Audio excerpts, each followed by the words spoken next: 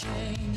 I can feel where you are, but you're teasing me and mouthing words like never.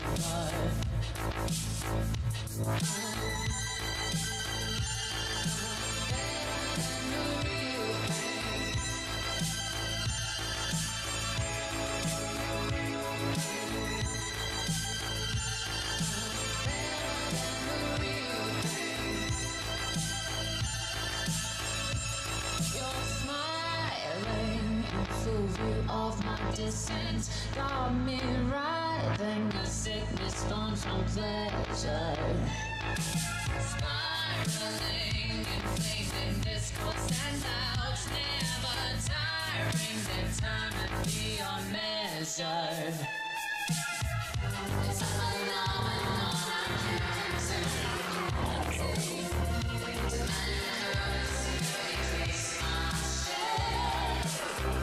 It's a phenomenon I can't contain. They don't make bitches like me.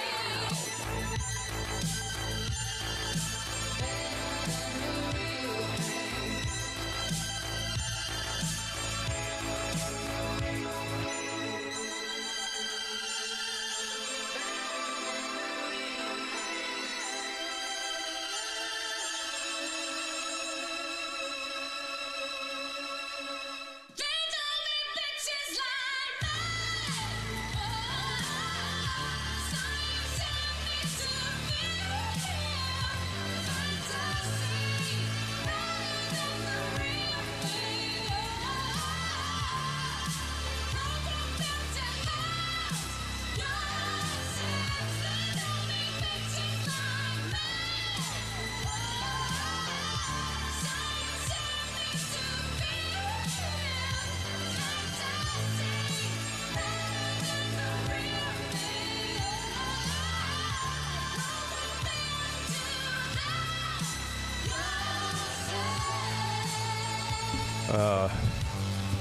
I'm here.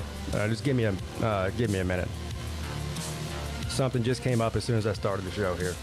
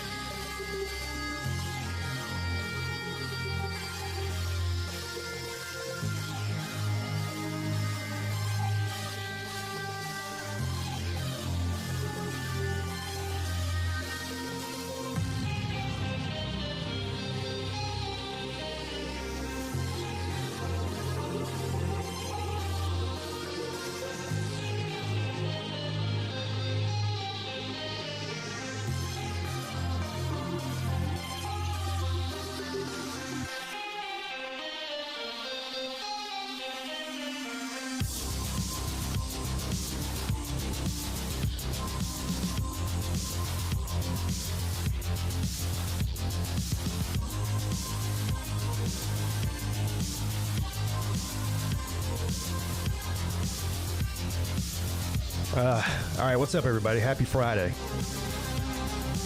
Hey, we got any plumbers here in the chat? Trying to figure out why my water pressure is extremely low.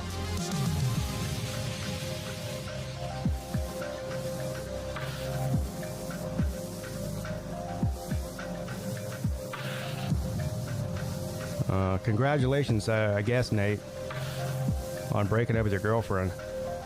Now you gotta find another one. Good luck.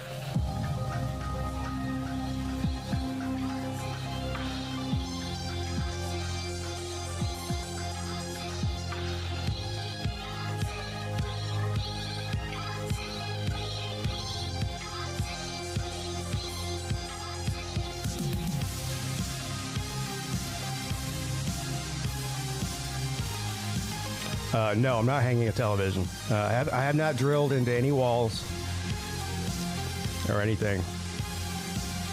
I mean, I've been using the water all morning. I took a shower this morning. It was fine. I washed some dishes. It was fine. And then right when I went to get some water out of the sink right before I started the show, and the water pressure is like really low. So I thought, I don't know, maybe something happened with the auto pay for the water company. So I tried to log into the water company to make sure the payment was made, because I don't ever have to pay it; it just comes out, and I can't log in. So.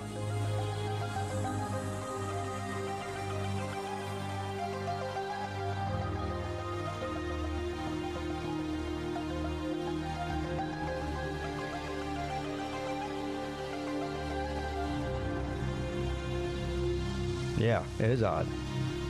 The only thing I can think is maybe they're doing some sort of work, like on the water line around here, because there's a lot of construction around here, you know, and they're expanding the road across my house and all that shit. I don't know. Maybe they're doing some work on the water line or something. I don't know.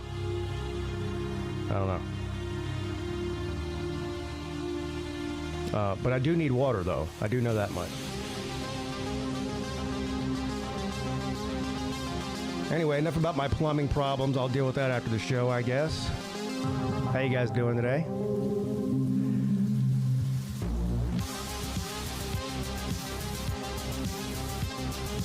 Yeah, Super Bowl coming up this Sunday. Right now, my plan is to stream the game.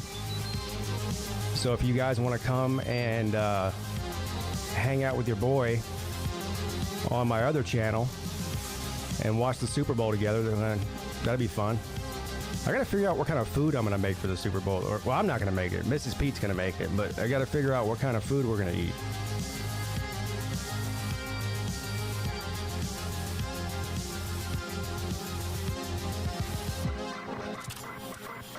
I turn my water off for 8 hours. Yeah, that's a good point. I didn't even think about that. The water problem is following me from Vegas back home. Yeah. Well, I got no luck with water in 2025, do I? Damn.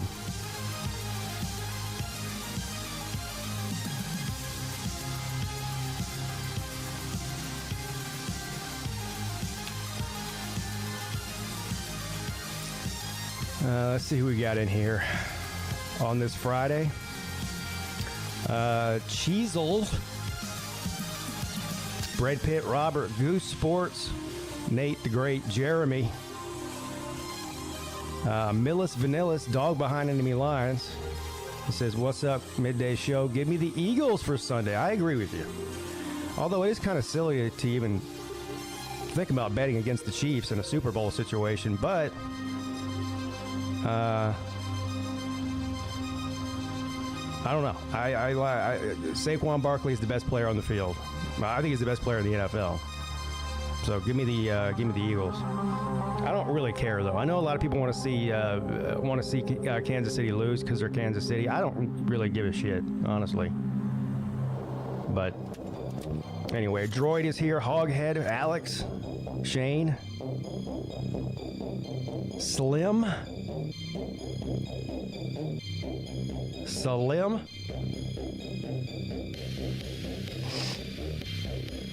Yeah.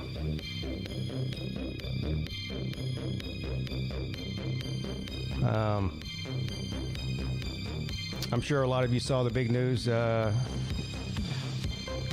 yesterday with the NCAA ruling that biological men can't compete in women's sports,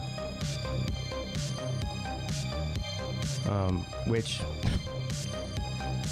should go without saying. I mean, the fact that we're even debating that is retarded, but whatever. It's official now, at least for the next 4 years, I guess. See what happens after that.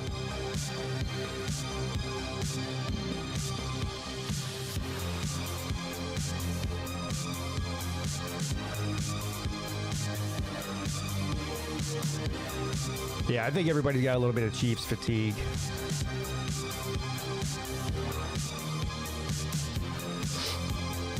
I'll tell you what, Vegas isn't giving them too much love, though. I mean, they're favored, but it's only by a point. So, hopefully it's a good game, you know? I mean, hopefully it's exciting.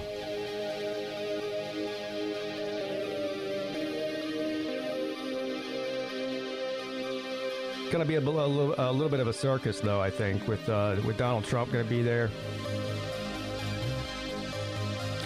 Which I think is a terrible idea, by the way.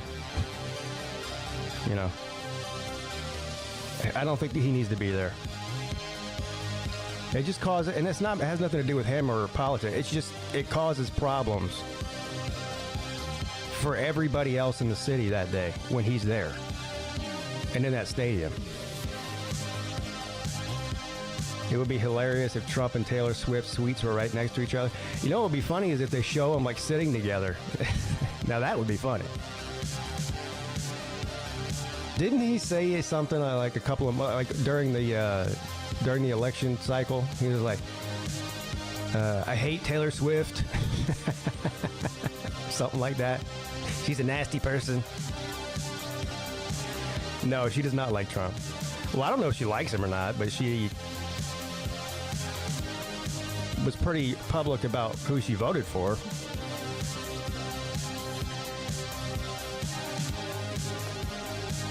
I put $100 on an overtime game at plus 1,500. Hey, I hope you win, man. That'd be a hell of a bet to win there. If the president likes football, I don't care if he goes to watch football. I mean, I don't care that he's going. I just don't think it's a good idea. I don't think it's a good idea for him. I mean, there's already been 2 people try to kill him. And again, it causes problems for everybody else in the city and in the stadium. That's all. I mean, I can give a shit who's there. Especially since I'm not going to be there.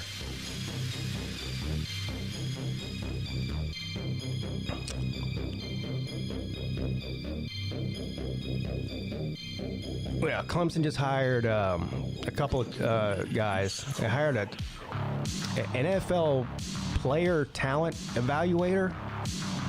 I forget the guy's name.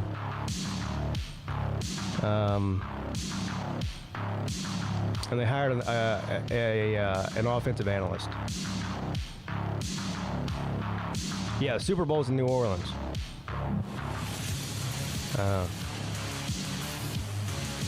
And it's not like we didn't just have some big, problem in New Orleans a couple of months ago, or a month ago.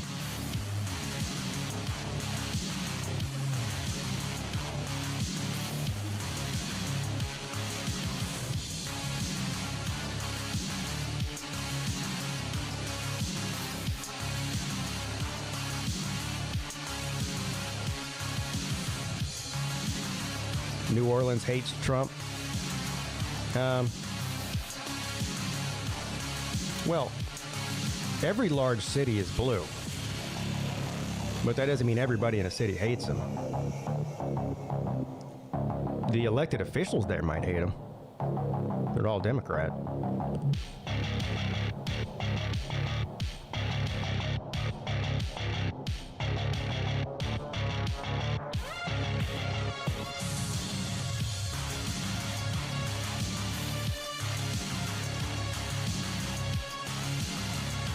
I can't think of really any major cities that vote red. I'm sure there might be 1 or 2. I can't think of any. I mean, even in the deep South, in a deep red state like South Carolina, I mean, the city of Charleston is blue. I believe Columbia is blue. And that's the state capital. So,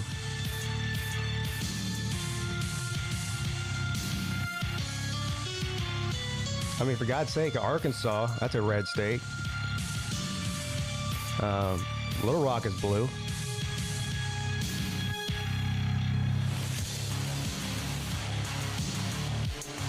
Yeah, Miami-Dade voted red for the first time in like 35 years or something like that. Since, I guess, Reagan. Blue is only good for police. Yeah, I disagree with that, too.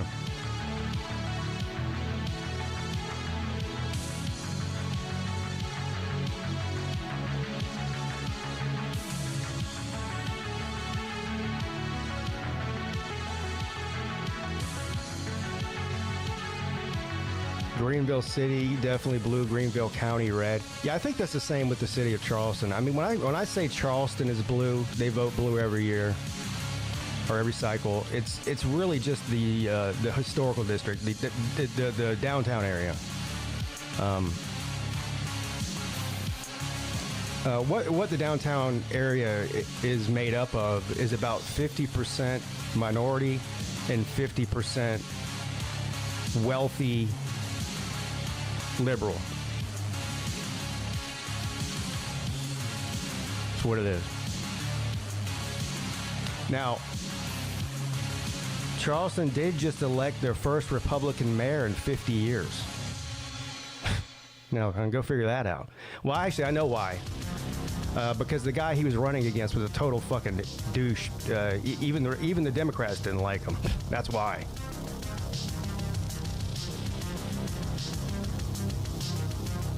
He fucked a lot of things up.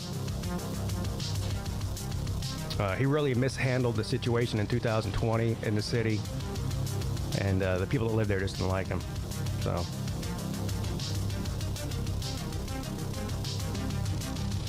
what's up, Zona man?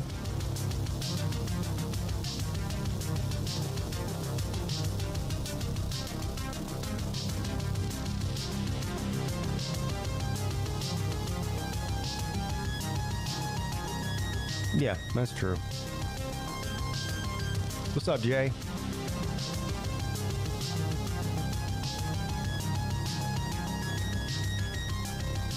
Yeah, blue pockets in red states. That's why they want to get rid of the Electoral College.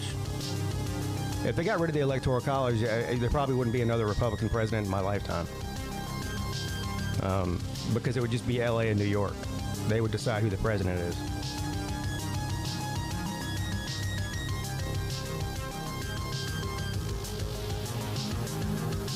Yeah, Somerville definitely red where I live. I mean, yeah, red. But barely. Because just like what's happening in Texas with all of the transplants from California, you know, the cities around Charleston are all seeing a population change from transplants up north. Columbia's blue.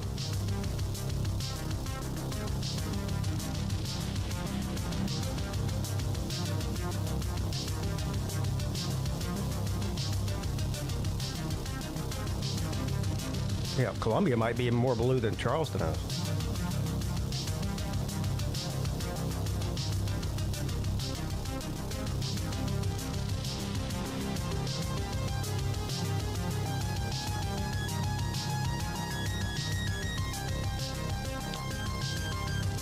Yeah, it's not just South Carolina, it's the entire Southeast. I mean, Georgia's going through the same thing, North Carolina, South Carolina, Florida, even states like Alabama. It's just, well,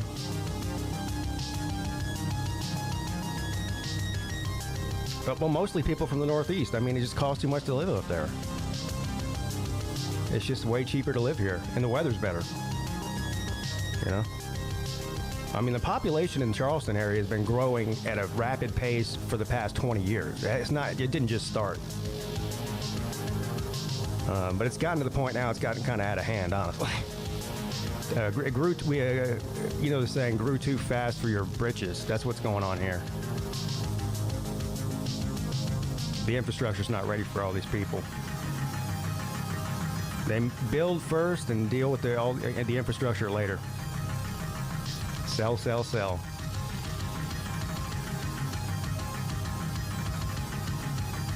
Yeah, even Charlotte now is not a very cheap place to live.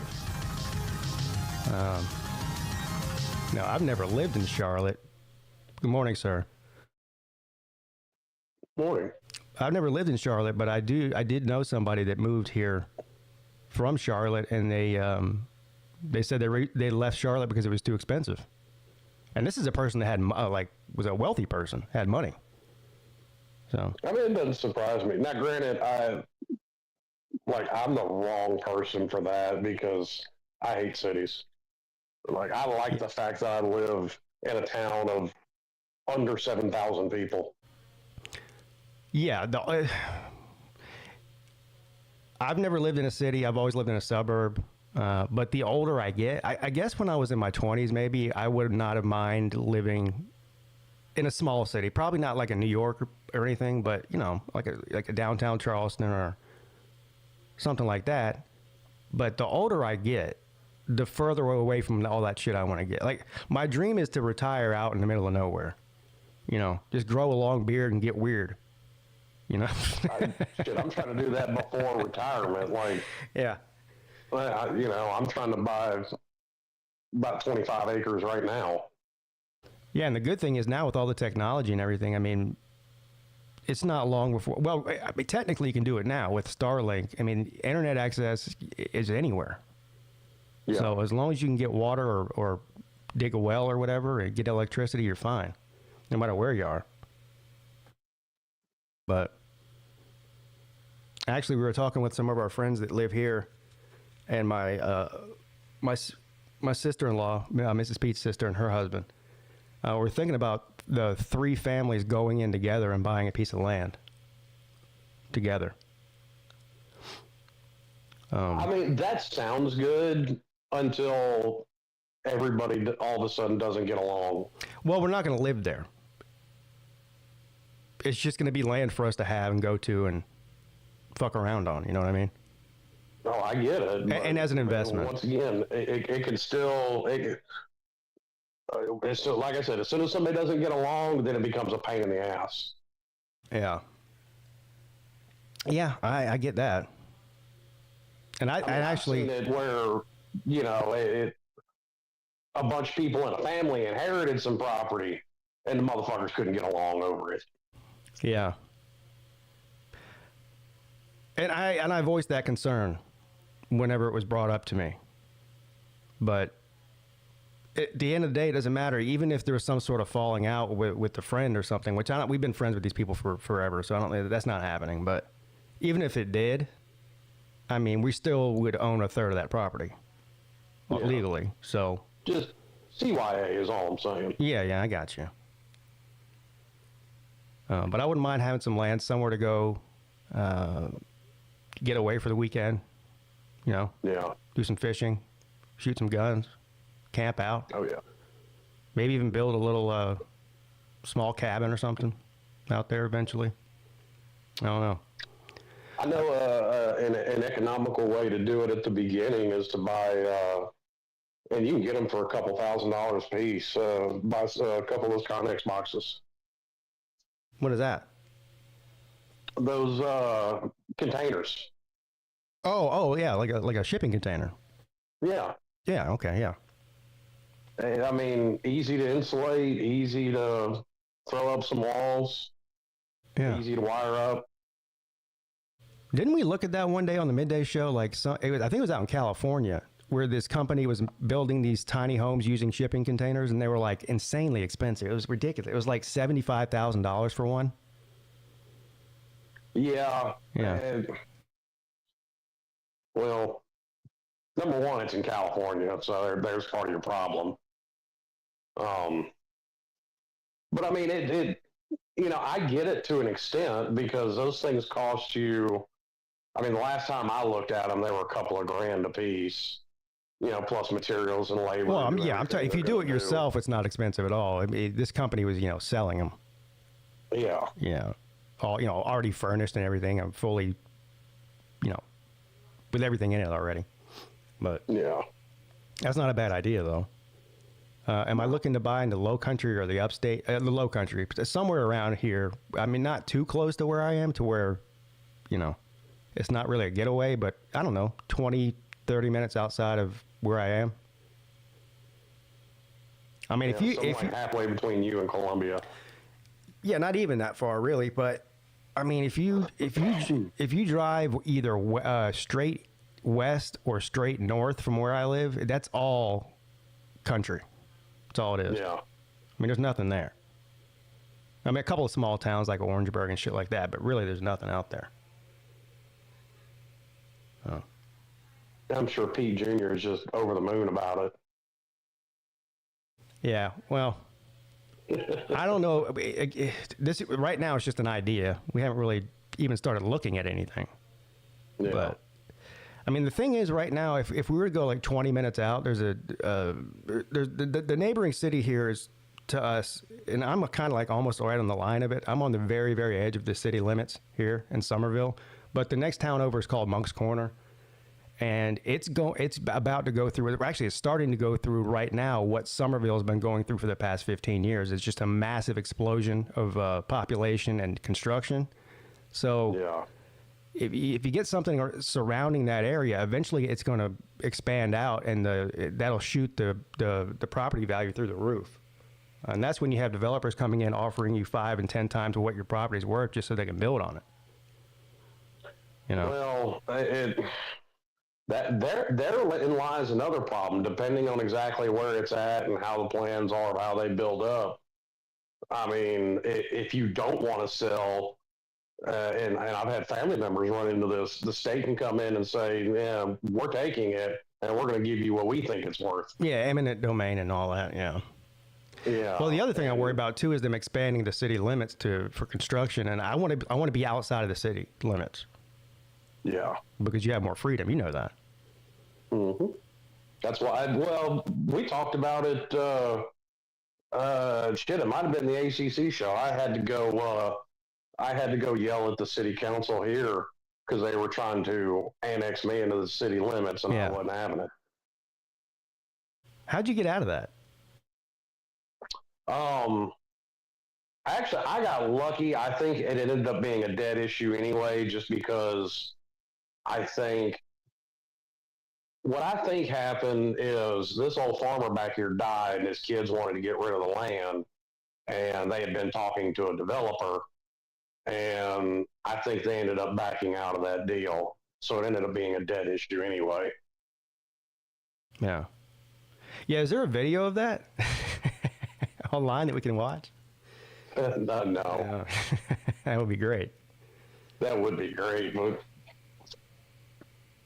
I mean, like I said, it ended up pretty much being for naught anyway. But because they were talking about, you want to talk about subdivision? They were talking about like 18,000 homes in it. Yeah. But it wasn't just houses. They were going to do single-family homes. They were going to do duplexes, a couple of apartment buildings. Yeah, you don't want that. Mm-mm. The amount of apartments around here that are going up are fucking insane. Every week there's a new apartment building around here somewhere. It's crazy. But see, where you live would drive me crazy too. Like, it just that I would feel like a sardine stuffed into a tin can. Well, I've only been when this neighborhood we first started being built about, I want to say probably around 2007, 6. It was kind of a drive to get here. Like there was nothing here, but they had this, plan for this big development and all that. Just in the time since I moved here in 2017, it's like tripled. Now it used to be kind of quiet over here. Now it's not anymore. And it's just going to get worse. Well, and I get how convenient it is. You can walk to school to grab the kids. You can walk to the grocery store. I get the convenience factor of it. I'm just not that. The convenience factor isn't an important thing to me. Actually, that's kind of annoying to me. Yeah, I get both sides of it. It is very convenient. You could technically live in this neighborhood and never have to drive anywhere. Everything is here. You got grocery, you got restaurants, you've got doctor's offices, veterinary. Anything that anybody would need. And now the hospital is only like 3 miles away. So I guess you need a car to drive to that, but anything else. See, that's what, like where I live, that wouldn't even be a factor anyway, because I wouldn't take my dog to the hospital here. Yeah. Like Literally, I'll put it like this. My buddy literally broke his leg, compound fracture, and he had his wife drive him to Memphis because he would not go to the hospital here because that's just, it is what it is. What's up, Nature Boy?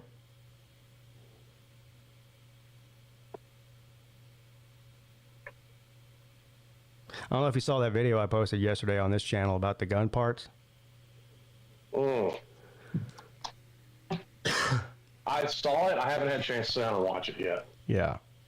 Anyway, to make a long story short, I was basically calling out this company. Nature Boy ordered a compensator for one of his pistols like 8 months ago, and he still hasn't got it yet. Good Lord. I know. And I was the one that recommended that company to him, so I felt bad about it. So I made this video, called him out on it, posted it on Reddit because I knew the guy would see it on there. Right. Because he's always on there. And within an hour of me posting the video, he was asking me to call him. So I called him and I ended up talking to him for like 15 or 20 minutes. But I think and now Pete's on his way to being one of the big gun YouTubers. He's going to get his invite to SHOT Show next. Yeah, no. Well, I don't know if you've noticed how much you keep up with other stuff like that on YouTube, but one of the big guys just stepped down. Demolition Ranch retired. I don't think I've ever heard of him. Oh, yeah. He's got a couple million subs on YouTube. Oh. I watched a handful of them like regularly, like Honest Outlaw is one of them. Obviously, Hickok 45. Everybody watches him. Yeah. There's a few others. I've found that most people that like collect guns or into guns are pretty boring people. Most of them. Yeah. And surprisingly, a lot of them are kind of dorky. You know. That explains Slim. Slim's not dorky. If you do you watch Brandon Herrera? I don't think I know who that is either. No. Okay, he's entertaining. Oh, is he?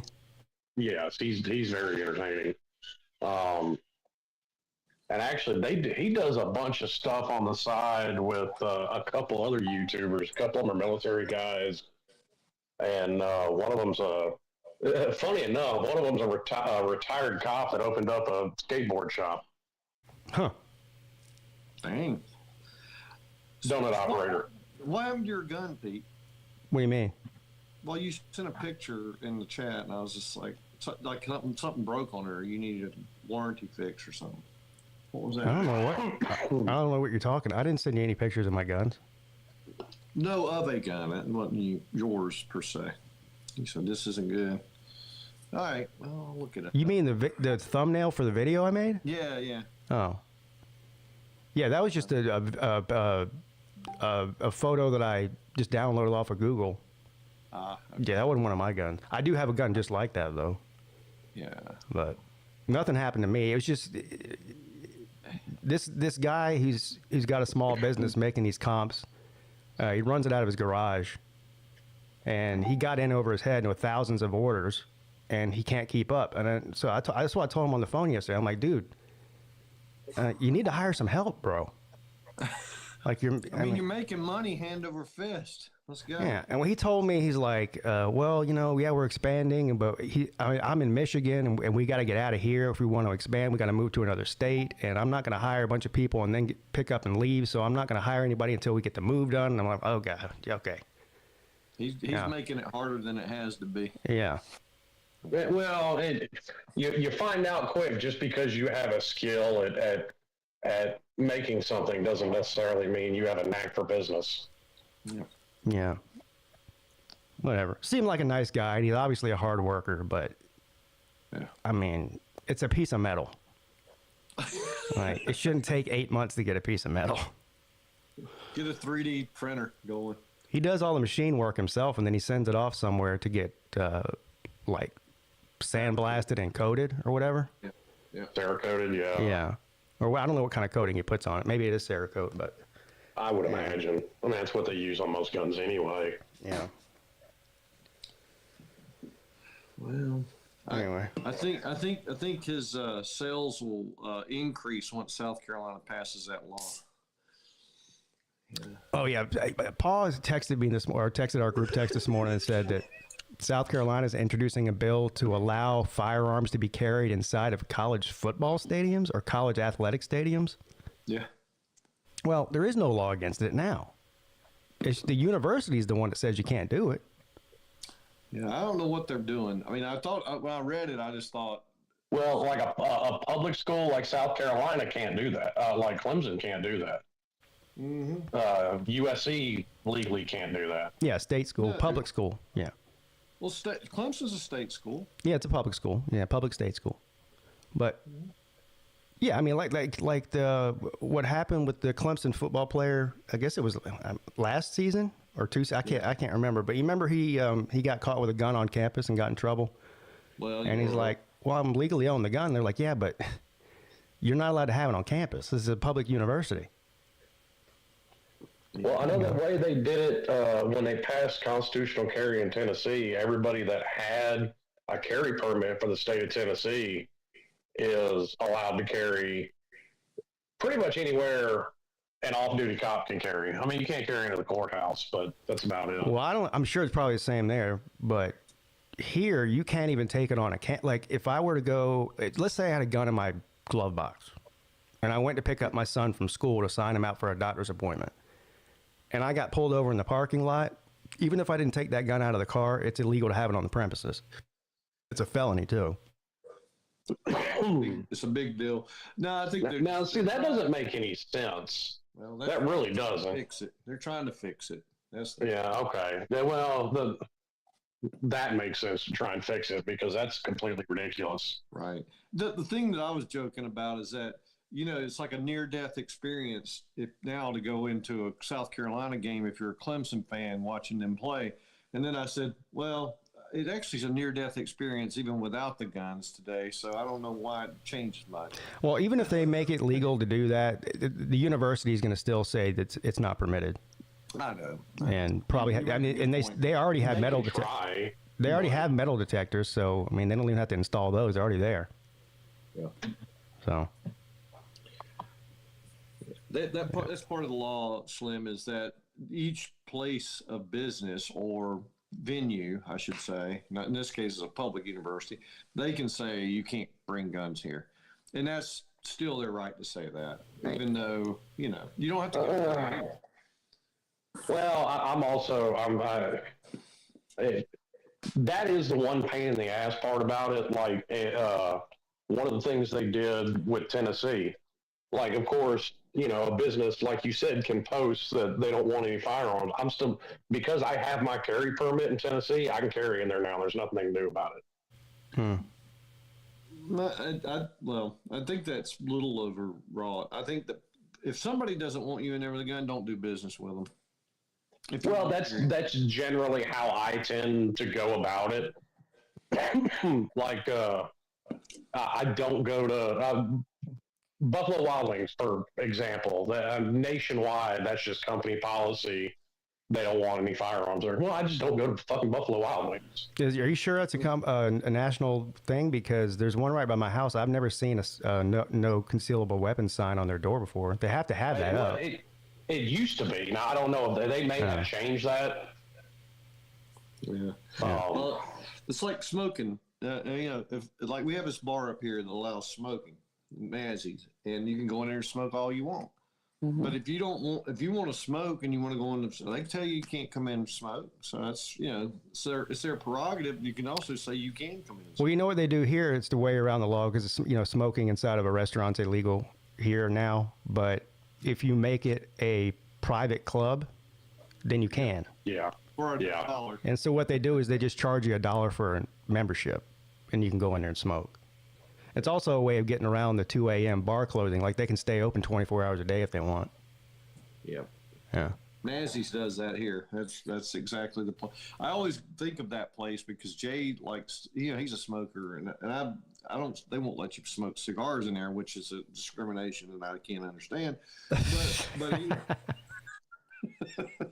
so I was like, what? Why can't I smoke a cigar if you can smoke a cigarette? I mean, Jesus Christ. Anyway. Well, I mean, there I'm with you. That doesn't make a whole lot of sense. Well, it's like 10 times the amount of smoke. That's why. It's a shitload. It's heavy. I mean, it's long. Is it really? Is it really 10 times the amount of smoke of grandma sitting at the slot machine, chain smoking like a broke stove? I guess not. I guess when you put it like that, no. No. It's funny. But I've seen it. We got those damn casinos down there in Tunica. I've seen it. Grandma sit there, go through a carton of cigarettes before she get up on that damn slot machine. Like in Cherokee, the casino up there, you can't smoke. Now they have a smoking room, but you can't smoke on the casino floor. We were talking about that one day. But I would like Tunica, all of them. They have ashtrays right there on the blackjack table. Yeah, apparently it's a North Carolina state law. Same thing in Vegas. They don't give a shit. I always thought that since it was Indian owned on a reservation, they could make whatever fucking rules they wanted to, but I guess I was wrong. But they can, and they made a rule, so. Yeah. There you go, Vic. I was about to say, they can make the rules they want, and they made a rule you can't smoke on the floor. You know what they did that was smart? That just happened within the past year or so. Like, it used to be you have to go outside to smoke. Well, they figured out is if you're outside, you're not gambling. Exactly. So they're like, okay, well, let's bring a room inside and just put a fuck ton of slot machines in there. So while they're smoking, they can blow their money. Which is smart move. Well, here's one that confused me. This was probably 5 or 7 years ago. They decided to do a non-smoking section of the casinos. I guess you call it a non-smoking section. Basically, now they have 2 casino floors.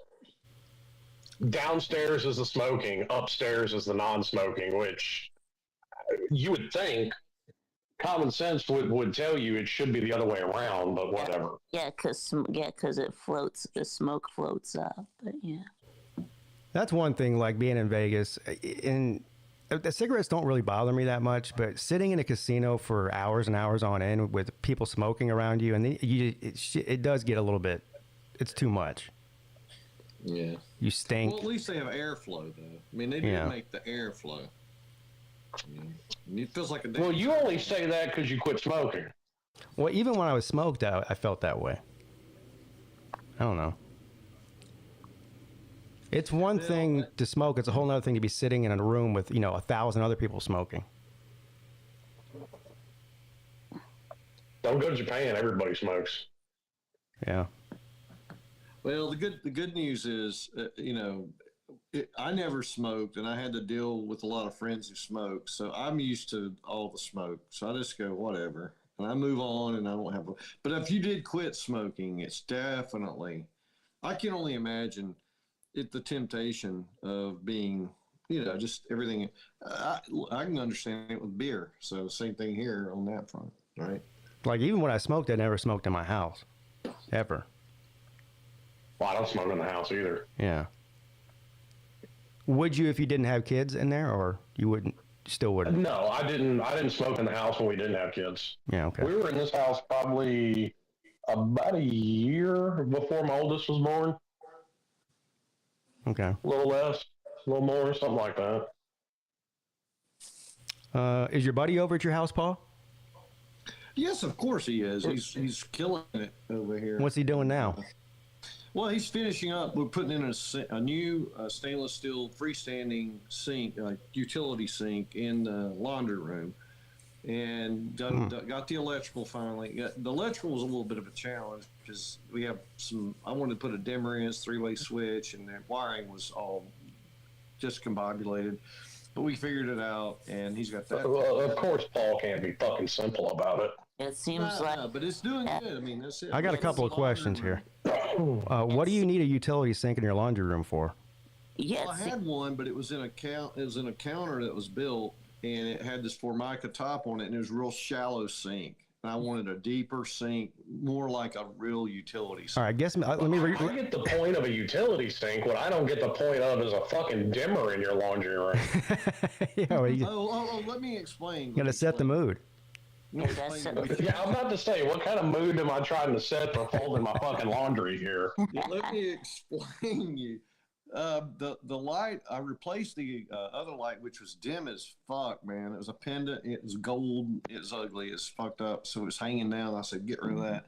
Put a light up that it's bright ass bulbs in it. Three bulbs. They're bright as shit. I said, I want it where I can brighten it when I'm cleaning in here. Like when I clean the floor and shit, I want to see stuff. But when I'm in there on a regular basis, I don't need to feel like I'm being interrogated. How much time do you spend in the laundry room, dude? Well, you have to do laundry, don't you? Yeah, I'm in there for like 2 seconds. I throw the clothes in, put the soap in, and push a button. No. I put all of my paper towels, and I store all my paper towels, my toilet paper, my shoes. Well, he's got to take the time to sit there and iron and starch all of his tidy whities. Oh yeah. Yeah, it's a mud room. It's a mud room is what it is. What do you mud room, laundry room. What do you use the utility sink for? When I'm mopping floors and I'm putting my pails in there, I open up the faucet, and I clean paint and stuff when I'm painting. There's a lot of things to use it for. Well, I'm with him on the utility sink. Especially if it's right next to the washer. Yes. If you got some stain you got to pre-treat, you do it right there in the sink. Boom, it's in the washer. You're not having a cart dripping wet clothes through the house. Yep. Now hold on. Jay says that your laundry room is 14 by 20. Mm-hmm. Jesus, what the hell, dude? It's huge. You could park a car in there. It's a big ass room. You could put a fold-away bed in there and make it an extra bedroom. Well, where would I put my washer and dryer? You don't even need a washer and dryer. Just hire 5 illegals to sit in there and hand wash your shit. And you can hide them away in the highway bed. Damn. I don't want to do like that other guy and tell Trump team that I've got illegals over my garage. I mean, what kind of? Hey, we're going to tell Cat Williams you got a bunch of illegals in your laundry room. Christian, we did talk about that yesterday on Wednesday. Sorry, on the last show. He's talking about that new bill at Georgia that allows the players to not pay taxes on NIL money. Yeah. Yeah. Hey, I'm a fan of getting rid of income tax altogether. Like, that's actually a relatively new thing. Like, I think the income tax didn't even become a thing until to pay for World War I. Yeah. Well, that's the problem. It's barely been around 100 years. They never get. Wilson fucked us on that. They never remove taxes. They only add more throughout time. Yeah. And the same with laws. You hardly ever hear of a law getting repealed, but there's laws passed every day. Oh. I heard a rumor that Trump's going to use tariffs to replace the income tax. Yes, I heard that. That's what he was talking about. It's going to replace the Well, IR. you can. Instead, we're going to have an external revenue service. External revenue, yeah. I don't know about that, but they could. There's other ways to tax people. Instead of taxing their income, tax their spending. Yeah, sales tax. Yeah. Yep. Yeah, that's what state of Tennessee does.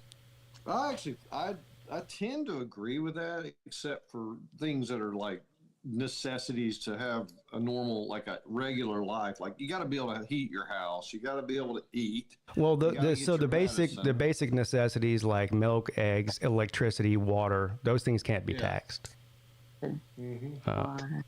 But if you want to go spend $300,000 on a sports car, then tax the hell out of it.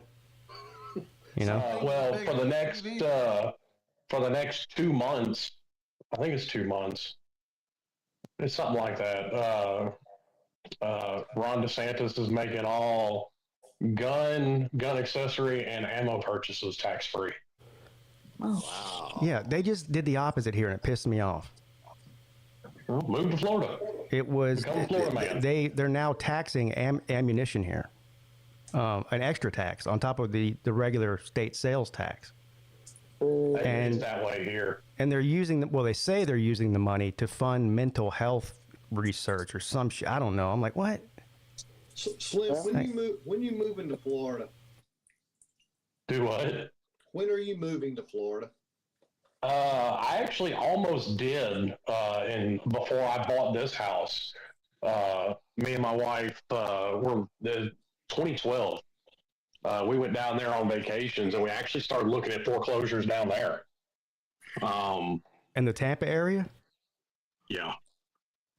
I was thinking you would have done it by now, and because the reason we didn't is because my mother-in-law got put in a nursing home after a massive stroke, and my wife's an only child, so there's nobody else to deal with her, and we didn't want to move her away from home. Yeah, no, I get that. Okay. Totally understand. So kind of put the axe to that. Yeah, but eventually, one day. Yeah, Slim will be a Florida man. I almost did again. When I was down there, I started looking into buying a condo in 2016, 17 when I was down there in Destin, because they had 3-bedroom condos for sale in Destin for like $50,000. What? Really? Yeah. Hey, that's cheap. Well, Yeah. if you do, will you let Jay move in with you? Probably not. Why? I'm just saying. We were talking about it last night. I said, I got no room. Don't forget. Unlike you, I have 3 kids still at home. Oh, he was joking. He was saying, I need to get the hell back to Florida.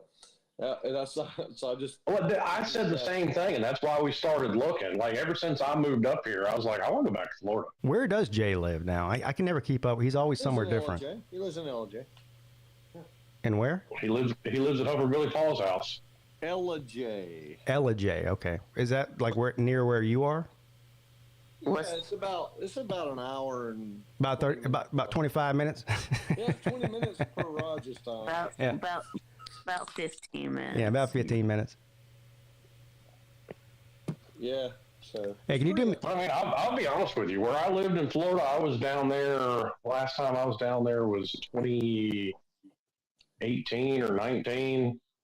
Like, I wouldn't move back to where I lived in Florida in Clearwater because there's just too many damn people there now. Yeah.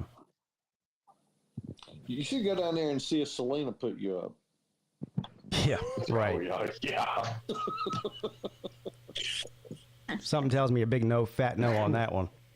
Yeah, right. Can you do me a favor and ask Jay a question since he's there with you? Well, he's on the stream. So Okay, Jay, if you can hear me, what would cause my water pressure in my house to suddenly go way down? Like, and when I say suddenly, I mean like, suddenly. A leak. Yeah, that's what. I don't want to hear that. I mean, I'm just being honest. Yeah, I do not want to hear that. Well, it may not be your problem, depending on which side of the water meter it's on. It may not be your problem. It's not on your side of the water meter. It's the city's problem. Having an issue is what's going on, and you're on the other side of it. So they're taking the water out of the pressure. They're taking the pressure out of the water, and that's one of the problems. You don't know where it's coming from. As long as you don't see water in your house, or Not yet. your backyard. I haven't been outside. I mean, it literally, I figured it out as I was firing the stream up. I ran down to the kitchen to get some water, and the pressure was really low. So I went to another sink, and it was the same way there. So I was like, huh. Well, if you don't see any freestanding water outside, then it's probably not on your end.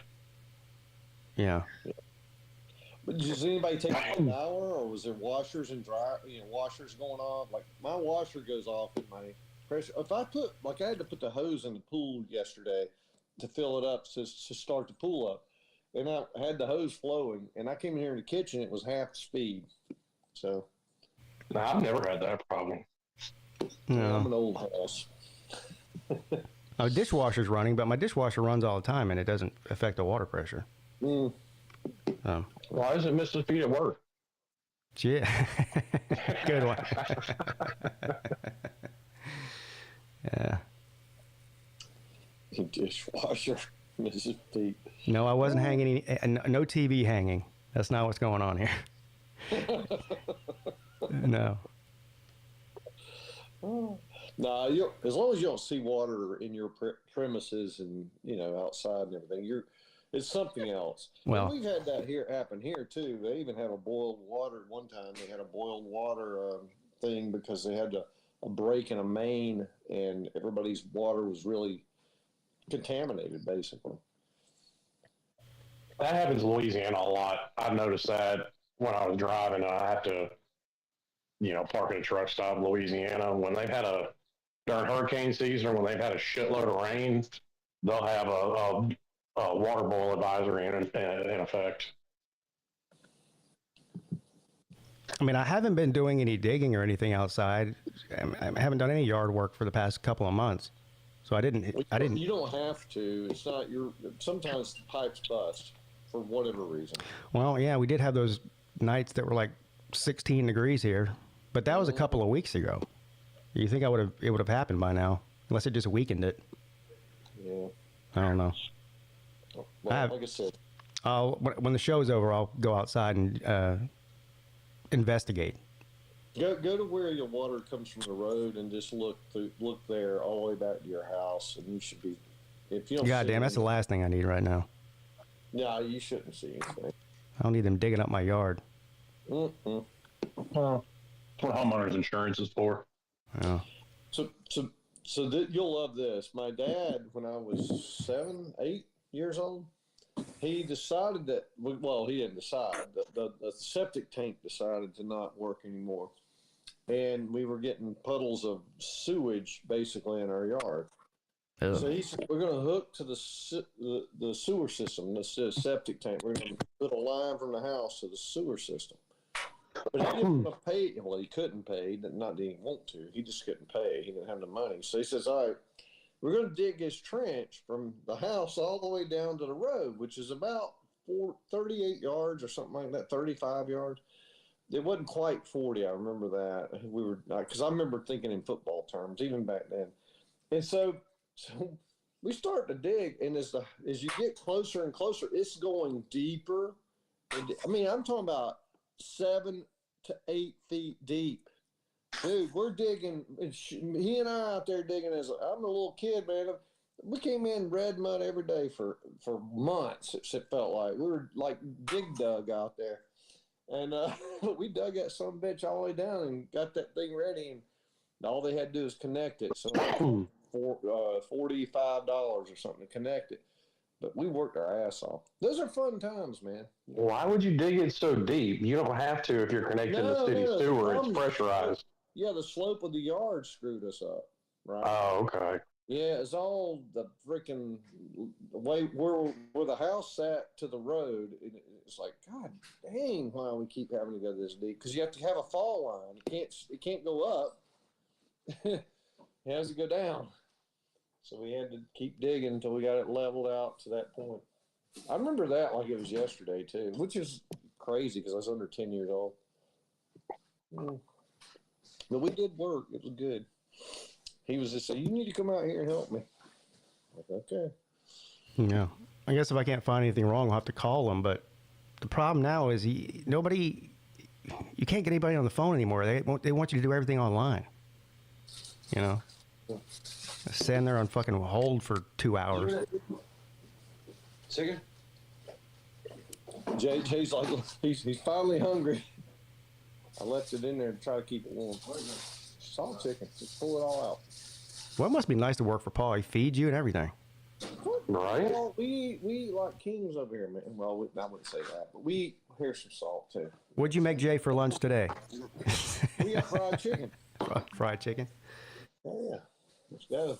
And there's macaroni and cheese in here, too. Let me heat that up. No, it's right here. I don't need a lot. Good God. Oh, man. Imagine to put a hidden camera in that house. Oh, Lord. God, look, you can't work if you're hungry. You know what I'm saying? Yeah. I beg to differ. I've done it plenty of times. Gotta soak up this beer. Yeah, Jay's up here. I got to soak up the beer. Nah, it's good. Now, we went out and had a barbecue last night. Smoked jack. It was good. Some ribs, some brisket. Now you're making me hungry. I'm not cooking though. I'm just we're just getting food. But it's all good. Well, it's hard to cook for two. Like small numbers, it's really hard to cook. I don't know how people do it. No, it really isn't. Yeah, no, it's not. Cooking for one or two. I mean that line of thinking is why so many people these days can't cook, and they're so reliant on going somewhere else to get something to eat. Well, look, when I have people over for football games on Saturday, and I know I'm going to have 5, 6 people, 8 people, I can sit out here. I'll cook until the cows come home. I love it. It makes me happy. Are you going to cook for the Super Bowl? No. It's just, well, I don't know. If Noah comes and my cousin comes, and it'll be 4 of us, yes. Yeah. You got pizza and wings. Yeah, I got pizza too. I got pizza in here, but that's not cooking. That's just heating up. But nonetheless, you know how it goes.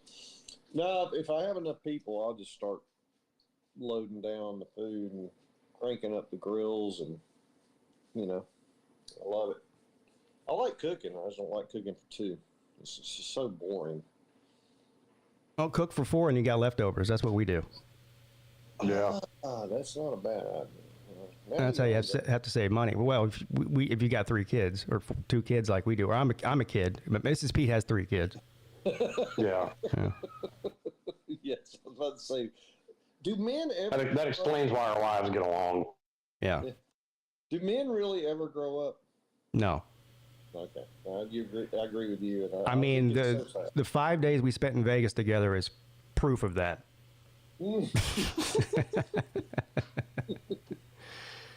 Slim, we're gonna get your ass out there with us one time. You're gonna love it. You'll be it's a hoot and a holler. Well, as long as I don't end up in Clark County Jail, I guess I'll be all right. Well, you never know out there. Yeah, right. You were one smart comment at a Knights game away from ending up there yourself. Well, I just got an official announcement on the water problem from the beautiful Mrs. Peete. Mm-hmm. Nobody in the neighborhood has water. Oh, that's why. Okay, well, So it's not a I guess that's the best news you could get. Somebody, I guess, hit a water line somewhere, main water line somewhere. Well, I know. I mean, there's construction going all around here, and they're widening the road, the main road where my neighborhood is, and so I'm sure that's what it was. Yeah, you're supposed to call before you dig, but Well, these people are professional diggers. Yeah. Yeah, they don't have to. They're the people you call. Well, or chances are they didn't actually hit anything, but where they're having to dig, they just went ahead and shut it off. Yeah, probably. I'm sure they'll get it fixed soon. I'm not that worried about it. I'm just glad it's not, something on my end that I have to pay for. Could be dig dug, out there. Yeah. Evil forces. So that's the only thing that bothers me about house being on slab. Like if you have a pipe bust, yeah, chances are it's going to be in the concrete, and that's a hell of an expensive thing. So that happened to me at our old house. The house was built in the 70s, and they call it a slab leak. I mean, it was copper pipe in the concrete slab. Yeah. And so they came in there and diagnosed it, and they're like, "Well, here's what we can do." It was right underneath. It was in the bathroom, and they're like, "We can jackhammer up your whole entire bathroom and fix that 40-year-old pipe, or we can just run a whole new line through your house with PEX pipe." And I was like, "Yeah, let's do that." And I'm digging up my fucking bathroom. No, with a jackhammer. By the way, this is you can't help it down in Charleston because it's all mostly sand fill, so you can't have you can try to have a crawl space, but it's like having a basement. You almost need slabs. Every house I buy though in this area is I will not buy one unless it's. I won't buy one now unless it's on a basement. I can't stand not having access to my freaking pipes and my. Well, most of the houses around here, they're either on a slab or they're on stilts. Yeah. You can't dig underground. I mean, we're at sea level. Yeah. Yeah. You have a hell of a problem. You try to dig a basement here. Yeah. That's why you don't see too many basements in houses in the state of Florida, too. Yeah, no, same thing. They got this weird thing in Huntsville, Alabama, my parents' place. And I said, why don't y'all get a ranch with a basement? Because you can do, it's options. And they were like, they don't have any basements in Huntsville.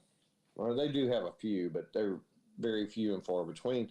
And that's because they have this stupid limestone crap or what, I don't know what it's called, but it's not limestone, but it's a similar consistency. And they can't get through it, or they can't not get through it. It's not stable. So apparently the gas company drilled into the main line out here. Oh, great. And it doesn't sound like it's going to be fixed in a timely manner from the sounds of things. Uh-oh. Yeah. Well, My grandparents had a basement in Huntsville, so. Yeah, there are a few, but you have to be kind of going towards the mountainous area in Huntsville. But anywhere that's like flatland or whatever, they can't. They have tornadoes. There's Tornado Alley in there. And I was like, if you have a basement, you just go down the basement. And they said, well, we can't find a place with a basement. There's only like... Yeah, basements are popular here. That's why, like, we were looking at buying some land and building a house, and we want everything on a single story. But we've started talking more and more about having a basement because they've extended that map of Tornado Alley now all the way to the other side of Nashville. Yeah. You want a basement? I'm just saying. I would like one. We you just can't have them here. Oh, I know. Where you live, Pete, you don't have any. Yeah. Well, my line of thought is I want everything on a single story. That way, because I plan on never moving again. So that way when I'm Paul's age and my knees get bad, I don't have to go upstairs to go to bed. You can get one of those little chair lifts that you sit on and it rides you up. Yeah, I could do that. I always need one of those now. I don't think they make them to fit Slim's weight though. Yeah, they do. Fuck you, Paul. Well, I guess if I get thirsty later, I can't drink water, so I'll just have to drink beer instead. Oh. Well, it is water. That's just holy water. That's holy water. I don't know why people get mad about beer being water. It is. It's holy water. Why are they subjecting you to such torture?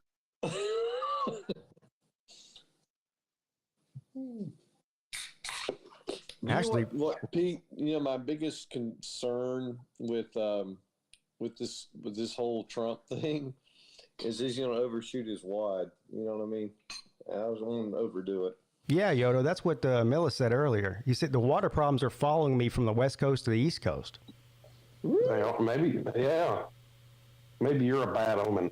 Go ahead. PigskinPeete needs to go in his backyard and do a rain dance. Yeah, what did I do to deserve this? I don't know. Stayed in the only hotel in Vegas that didn't have water.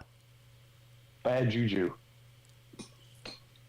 You're sucking the bad juju over to the East Coast. And then we're complaining about me and Sir UGA are complaining about not having water. And Paul's like, well, we are in the desert. And I go, yeah, but everybody else out here has water except for us. It's not like there's no water out there. They targeted you. It was discrimination. They said you're PigskinPeete and we're not going to let you have water. That's what they did. Well, they don't like Tater Men. Well, I mean, you weren't the only one staying at that hotel, but no, there's thousands of people. He inflicted all these other people because they were exactly of war. Exactly. So your entire hotel didn't have water, and now your entire neighborhood doesn't have water. Yeah. So. Thousands of people. Bullshit. It's bringing badness to the whole group. What'd you do, Pete? What did you do? You did something wrong. Well, he must have pissed somebody off in a former life.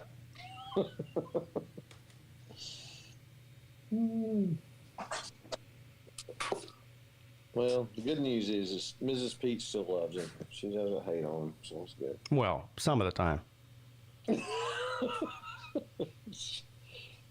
Yeah, we can't be painting that with just broad brushstrokes like that. Yeah, it depends on what hour of the day it is.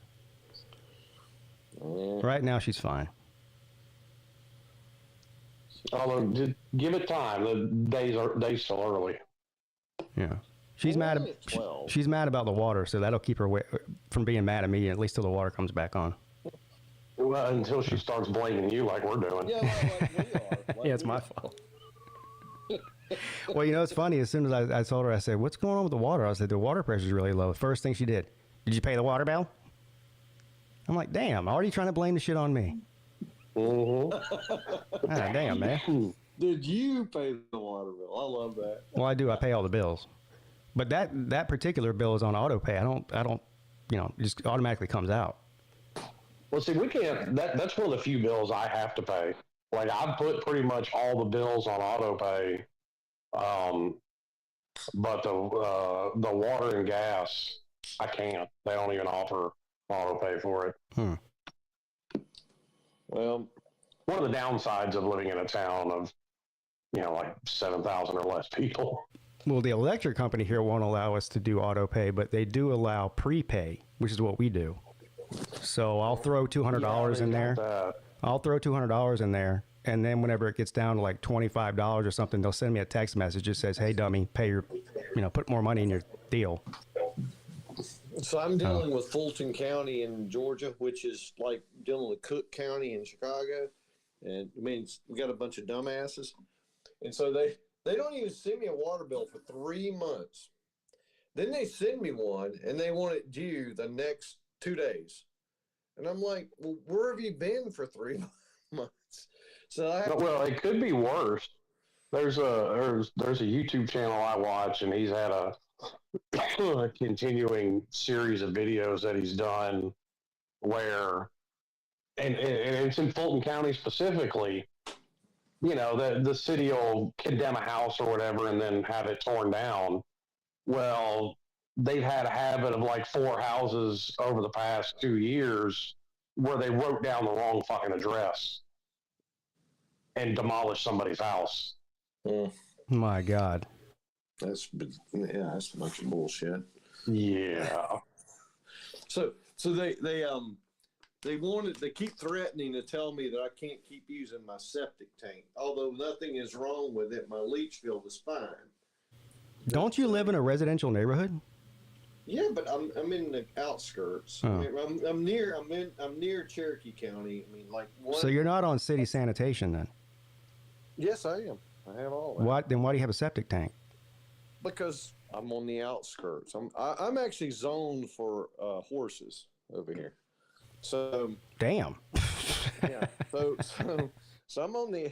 Hey, go get you some horses. It's packed right off. Hey, you don't have to mow your lawn anymore. I don't know about that. I don't need that hassle. Let the horses eat your lawn instead. What the fuck else do you want? He was complaining about how long it takes him. A lot of people do that. They'll get an ag exemption, and they'll either buy a bunch of horses or a bunch of cattle or fucking llamas or whatever. Yeah. And I mean, it's basically a tax shelter. Yeah. No, it is. I mean, I was going to get goats because they take care of all this ivy around here, and unfortunately, Bosco would eat them, so I can't do that. Goats. Imagine you go over to Paul's house and there's a bunch of goats roaming around his fucking yard. Yeah, well, the problem with them is they ain't gonna be roaming your yard. You'll come outside one day and there'll be 3 of them on the fucking roof.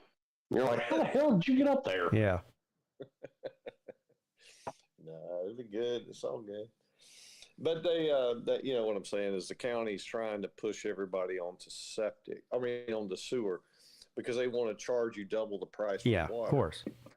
I mean, 3 months is $50. 3 months worth of water, $50. Damn, that's cheap. Yes. Yeah, it's about what mine is. God, man. Mm-hmm. Mine's more than that per month. My old house in Roswell in Fulton County was almost $160 a month.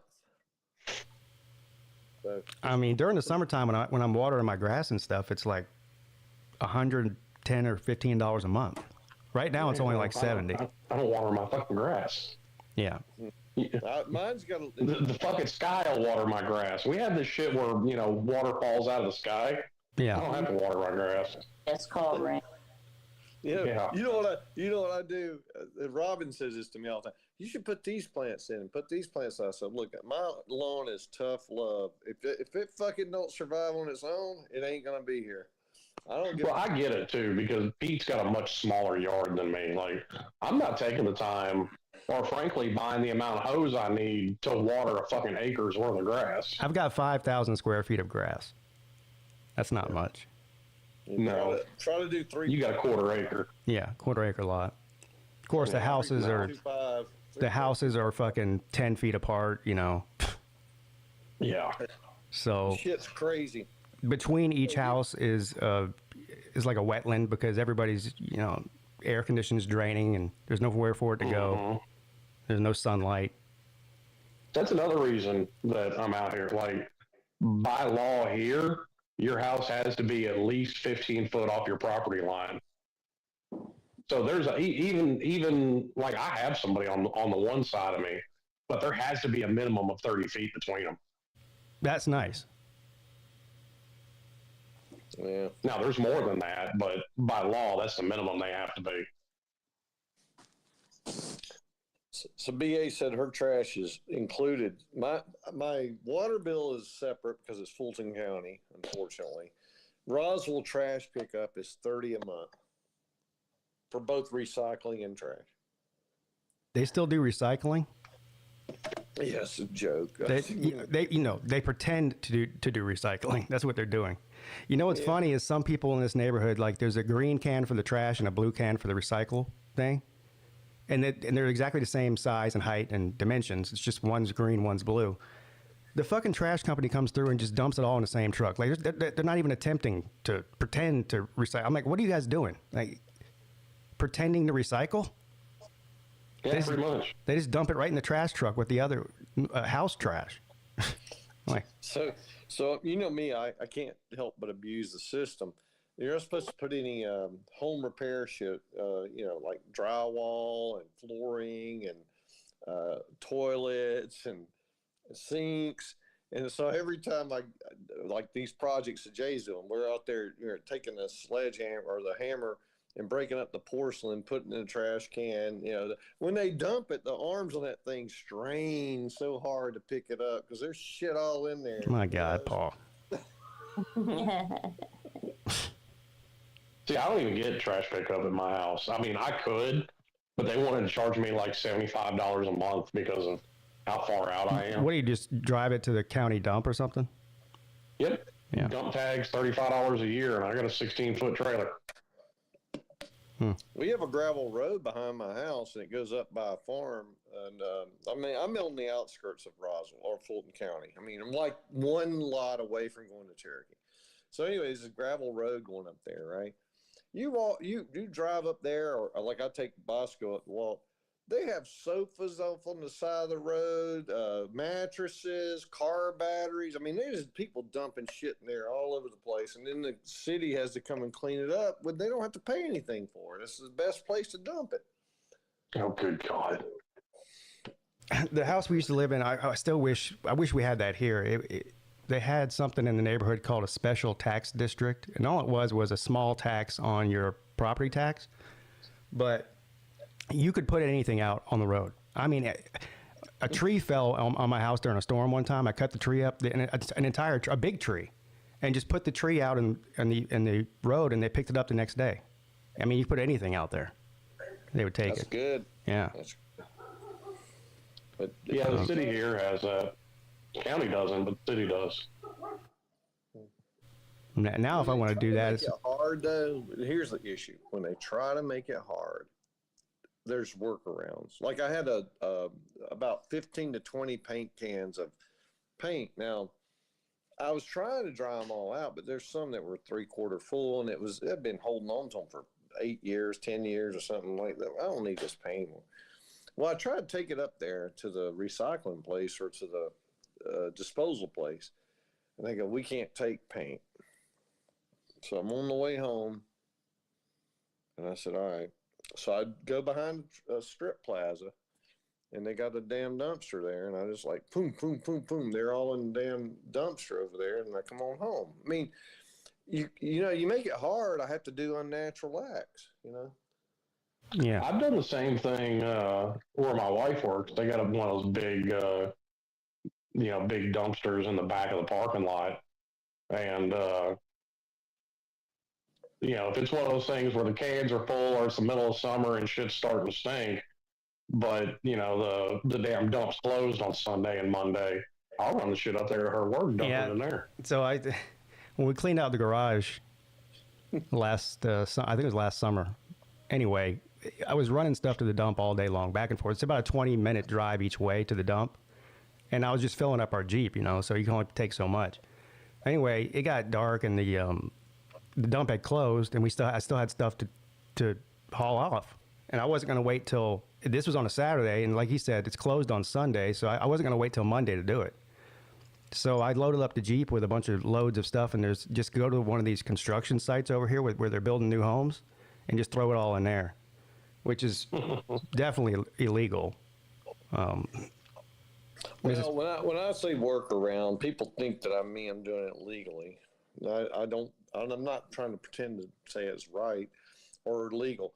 The same thing. I had fluorescent lights. I took all these fluorescent lights. We had 20 fluorescent lights in the basement. So I got rid of that false ceiling and all those fluorescent lights. I had these tubes, these lights. And I was like, well, let me take them up to the recycling center, here in Roswell. The guy says, I only take 2 per household. What? He would only take 2 per household. I had 30. I was going to say, who only has 2 fluorescent lights? So then I said to him, well, listen, I'm going to be driving home. And these fluorescent lights aren't going to make it to my house.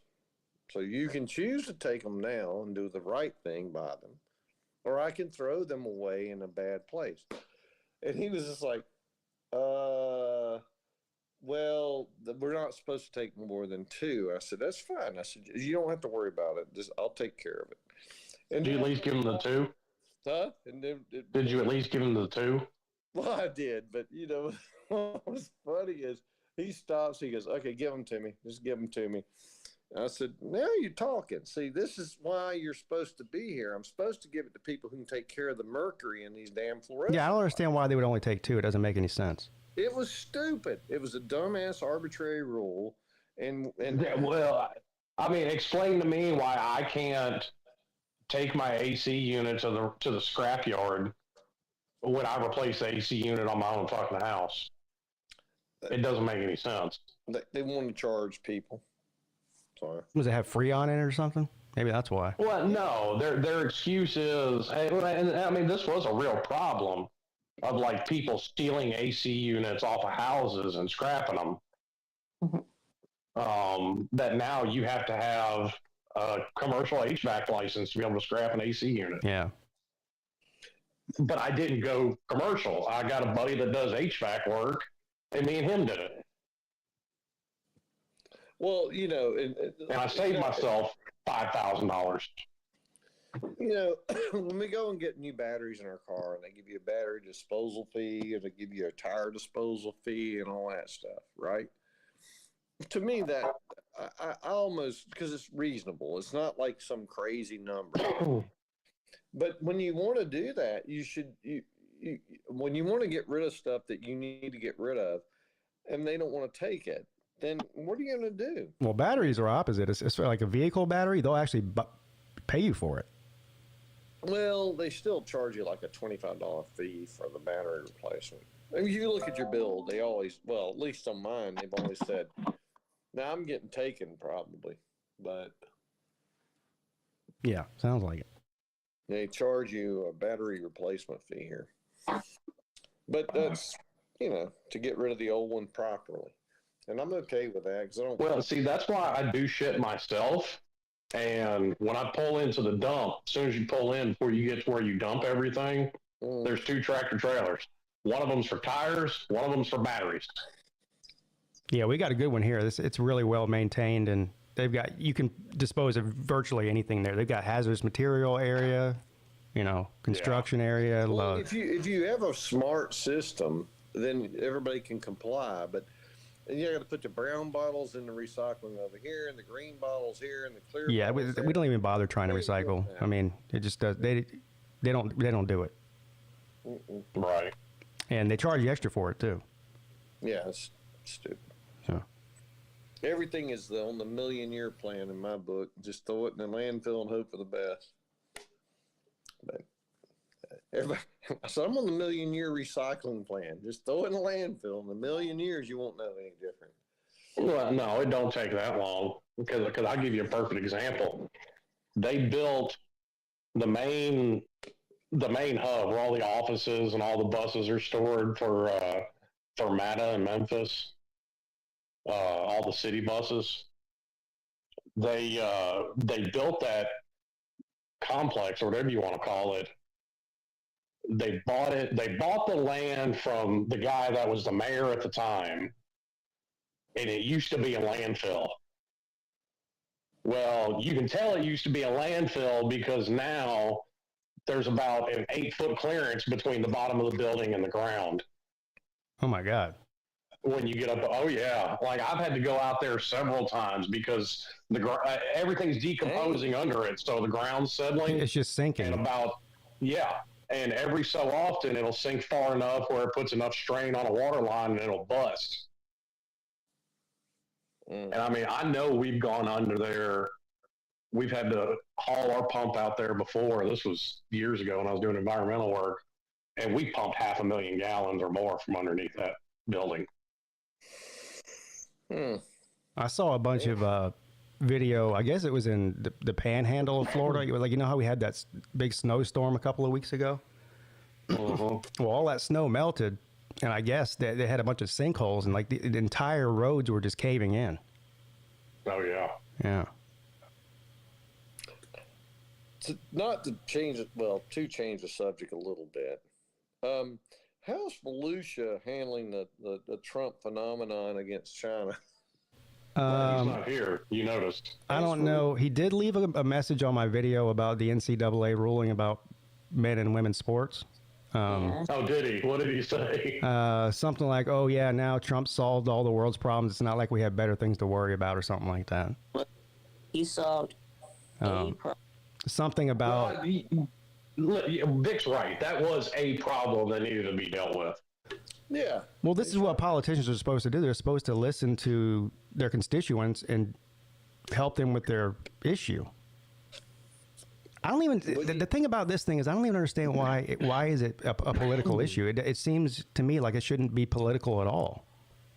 It isn't. It's an agenda. It's not political. He also said it's not political, but they make it political in the sense that you get the government to deal with it, and hope that nobody comes back in and overturns it. I mean, I would say if you were to privately poll like every single American citizen, I bet you 95% of people are for men not being in women's sports. So, I mean, we're bow down to the 5%?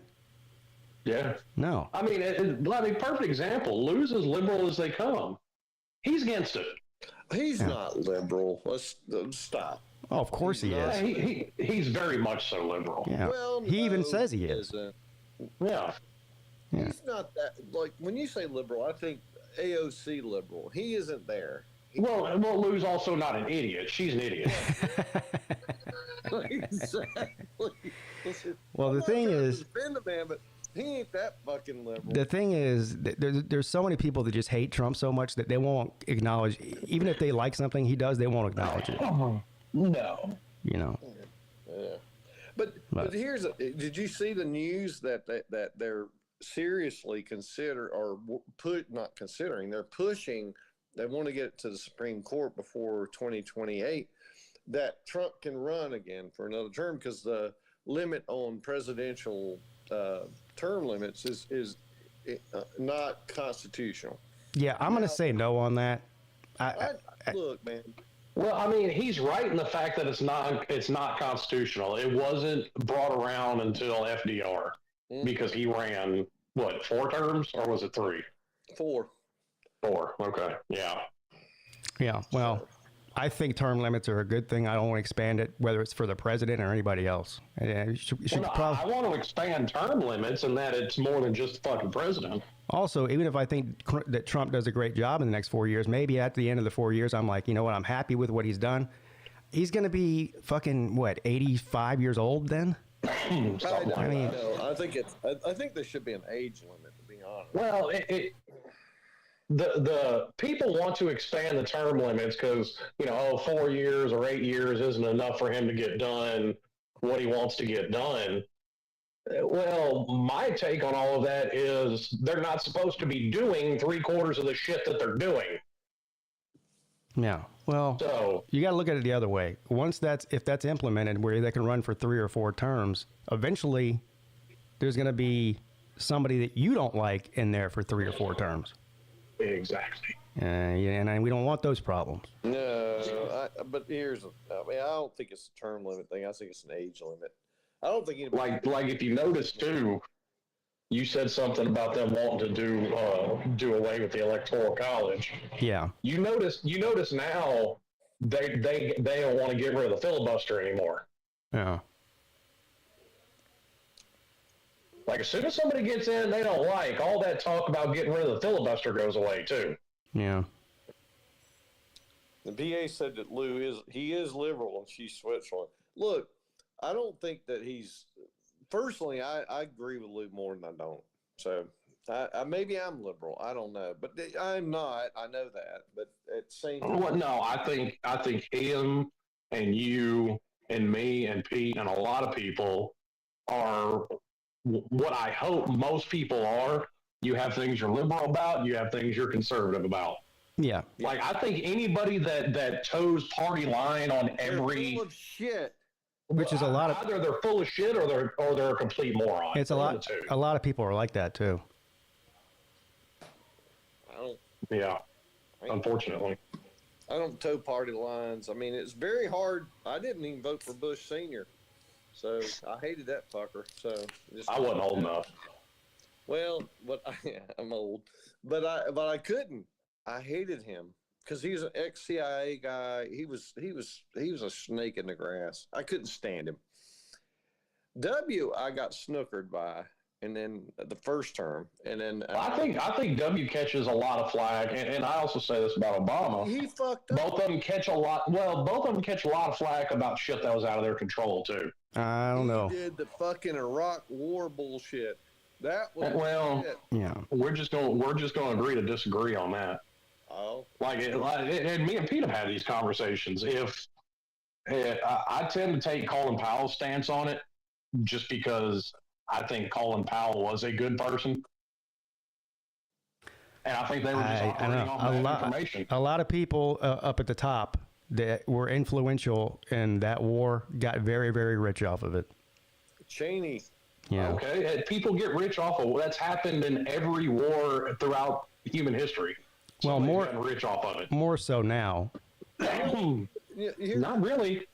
No, listen, Slim. The worst part about it, and look, I don't mind. Look, I almost just cursorily discount the Biden crime syndicate, right? Because they didn't kill anybody. Well, they haven't killed any Americans, right, in their term. But if he did. Killed a whole bunch of people with the way he got out of the Middle East. Well, he didn't kill a lot. I mean, he only killed a few. But that makes it okay. He only killed a few people, so it's all right. Comparatively speaking, the W killed a lot of Americans and made money. Okay, and not W per se, but Cheney. And look, that to me is evil. I can see shades of gray, right? I think those people are evil. I think they're evil people. Just do.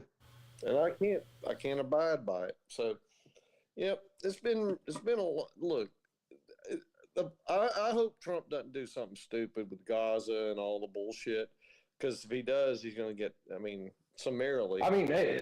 Listen, even if, say, I agree with you completely about W, a lot more people have made a lot more money off of LBJ's no doubt. No, I agree with you. fucking welfare reforms. I mean, you want to talk about a sinkhole for fucking money? You're talking about $25 trillion. Listen. Nobody went to war and sent their children there and died. You know what I'm saying? I draw the line when we're throwing our people into war. That really does piss me off. It's supposed to be a last resort. Mm-hmm. Yeah. We can't go running. Yeah, because that's worked out so well for us in the past. Well, these wars that we've been in ever since World War II haven't worked out very well for us. They ain't worked out worth a fuck. Well, yeah. They haven't. It's all a matter of perspective, really. Yeah, we did. We abandoned Afghanistan. We fucking Iraq. We gave up. Vietnam sucked. North Korea. We ain't done shit doing that except kill kids. Well, North Korea and Vietnam were both wars against China, just not in China. Yeah, but we're killing kids for a proxy war. It's bullshit. Well, just because the war is not in China doesn't mean we're not fighting China. No, what you do is you blow China up. If you don't have the guts to go to the... Well, I tend to agree, but that would have been way fucking worse. But I mean, by your own logic, dealing with it in Vietnam and Korea killed way less people than actually going to fucking war with China. It was a waste of time. It was cannon fodder. Well, shit. And you know it. I mean, we all know it. over 1 million people died in the Iraq War. Most of them were civilians. Cost us trillions of dollars. It ain't worth it. American lives. It was just a disaster. It ain't worth it. Well, I also, and I can't believe I agree with Belushi on this point. I would rather the U.S. play the world police than China. Somebody's going to come in and fill that spot. Now, it's either going to be us or probably China.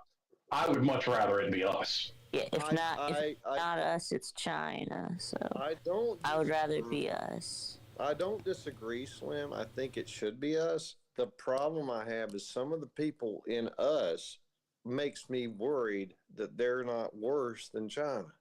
That's the big problem.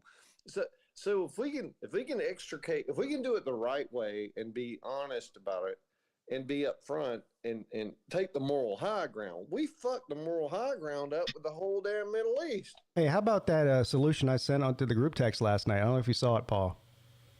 We're $35 trillion in debt. So all we need to do is put a bet on Jalen Hurts to score one anytime touchdown, and we'll get out of this mess. Oh yeah. That sounds like a Peete bet. Yeah, it's a $35 trillion bet. That's a Peete bet. Get out of debt in one day, man. Come on, man. Let's go. Well, we also, to Paul's point, you want to eliminate national debt tomorrow? Okay, quit bullshit and go to war with China. National debt's gone. Well, I wouldn't say you don't have to have an immediate hot war but look, I feel like it's inevitable. Maybe not in my lifetime, but it's coming. Okay. But what's really disturbing is we have people inside our government that are doing really bizarre things. And I'm not don't say there's corruption. Come on, man. That can't be true. I don't Probably. think that we're all. Of course there is. Of course there's corruption, yeah. That's why Trump is talking about draining the swamp, yeah. Yeah. Well, at least I mean, Paul, if you're serious about wanting to save lives, we should have done it sooner. No, I don't. They should have gone after Osama bin Laden in '98. Listen, I'm not saying save lives. I'm saying stop wasting lives. We're wasting lives. Well, I don't see it as a waste. And to your point on corruption, and this is coming from the perspective because I've had several conversations with him of somebody that went to Vietnam. The U.S. military didn't lose Vietnam. The United States politicians lost Vietnam because they're having to fight that fucking war with one hand tied behind their back. That is true, but we also shouldn't have been in it. The whole war, the whole reason for going into that war was a lie. Stupid. They lied to us. The same way they lied to us in What they Iraq. put out publicly, yes, you're absolutely right. What it was, like I said, because China sent it, this is a well-known fact. China sent 500,000 troops into Vietnam, just as many into Korea. Those were wars against China. Well, no, but the point is, we let them define the terms. Is my problem, and my it's kind of like with this whole Hamas bullshit with Gaza. It's Iran. Okay, stop talking about it. Iran, you keep doing that, and we're gonna nuke your ass into the fucking Stone Age. Yeah. Well, when it comes to the Middle East, I think that's a whole nother problem. That's an extension of a war. Hang on. No, the whole Middle East thing is just another chapter in a war that's been going on for 1,700 years. We allow proxy wars to become the norm. Well, no, Paul. The Middle East is an ideological war. We were talking about this on the midday shows, either Monday or Wednesday. Like the fundamentalists have taken over. Like that's a group of people. Guess what? In 10 years, they're going to decide they've had enough of us again and try and wipe out a bunch of people. Like that's a war that's an ideological war that I don't think you're ever going to be done fighting until one side is completely obliterated. Well, the source is the problem, and everybody wants to dance around the source. They all do these proxy wars. That's my point. And every proxy war is just a waste of time. Well, all we just go right to the source. Hey, China, shut the fuck up, and go. Okay, well that's Korea and Vietnam. I'm talking about even in the Middle East, Iran's not the major problem. Fundamentalist Islam is the major problem. Yes, the people that think that hang on, the people that think that we should not be breathing because we don't pray to the same God they pray to. They get funded by these Iranian people, so okay, and guess what? They got funding from fucking Saddam Hussein too. But you got a problem with that? Yeah, just nuke them. You don't have to send troops. Takes a minute. Hit the button. Yeah, that's not the answer. Well, I agree with you there too, but unfortunately, there's too many people like Pete who disagree with us. Yeah, I tend to fall on the side that nuclear war would be terrible for the world. Yeah. Well, there wouldn't be nuclear war because none of those fucks have nukes. Okay. Let's take care of them. And they're trying. Make an example. And we're done with you. But nonetheless, that let's get off the war thing. Yes, it's like we're playing whack-a-mole. We hit one of them, we knock one of them down, and then some other group pops up. Exactly. Guess who's running out? And that's why you turn the whole fucking area into glass. Hey, I know you. No more moles. Slim, I know you watch the Sean Ryan podcast. Yeah. Don't you? I don't know. It was a couple months ago. He had that former CIA lady on there. She and her special was terrorism. So she knows the situation in the Middle East like the back of her hand. I mean, she's like an expert on it. Anyway, she was talking about... Yeah, I've seen clips from it. I haven't seen the whole thing. She was talking about, who's running Al-Qaeda now? Who? Bin Laden's son. Oh, yeah. And he is 10 times worse than Bin Laden. All right. Well, maybe we can cap him too. Yeah. Like what Bin Laden, the way she explained it, and again, this is coming from her. I don't know. But the way that she explained it was that Bin Laden and the Al-Qaeda organization basically had like a 100-year plan. Like he didn't even plan on getting what he wanted to done in his lifetime. Well, his son, on the other hand, wants it done now while he's still alive. And unlike Bin Laden, he's willing to work with other terrorist organizations to get it done. I mean, he is Bin Laden, but well, you know what I'm saying.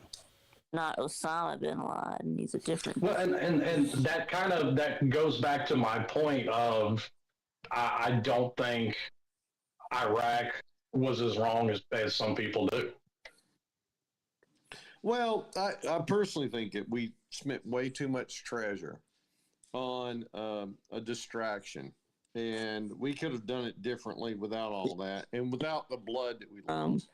Well, yes, we could have done it differently. We could, if I had my way, which is the same exact plan as you, I'd have pressed a button and the war would have been over. Yeah, we wouldn't be talking about it. And we'd have made an example. I mean, we would have said, "Lay run. You want to be next?"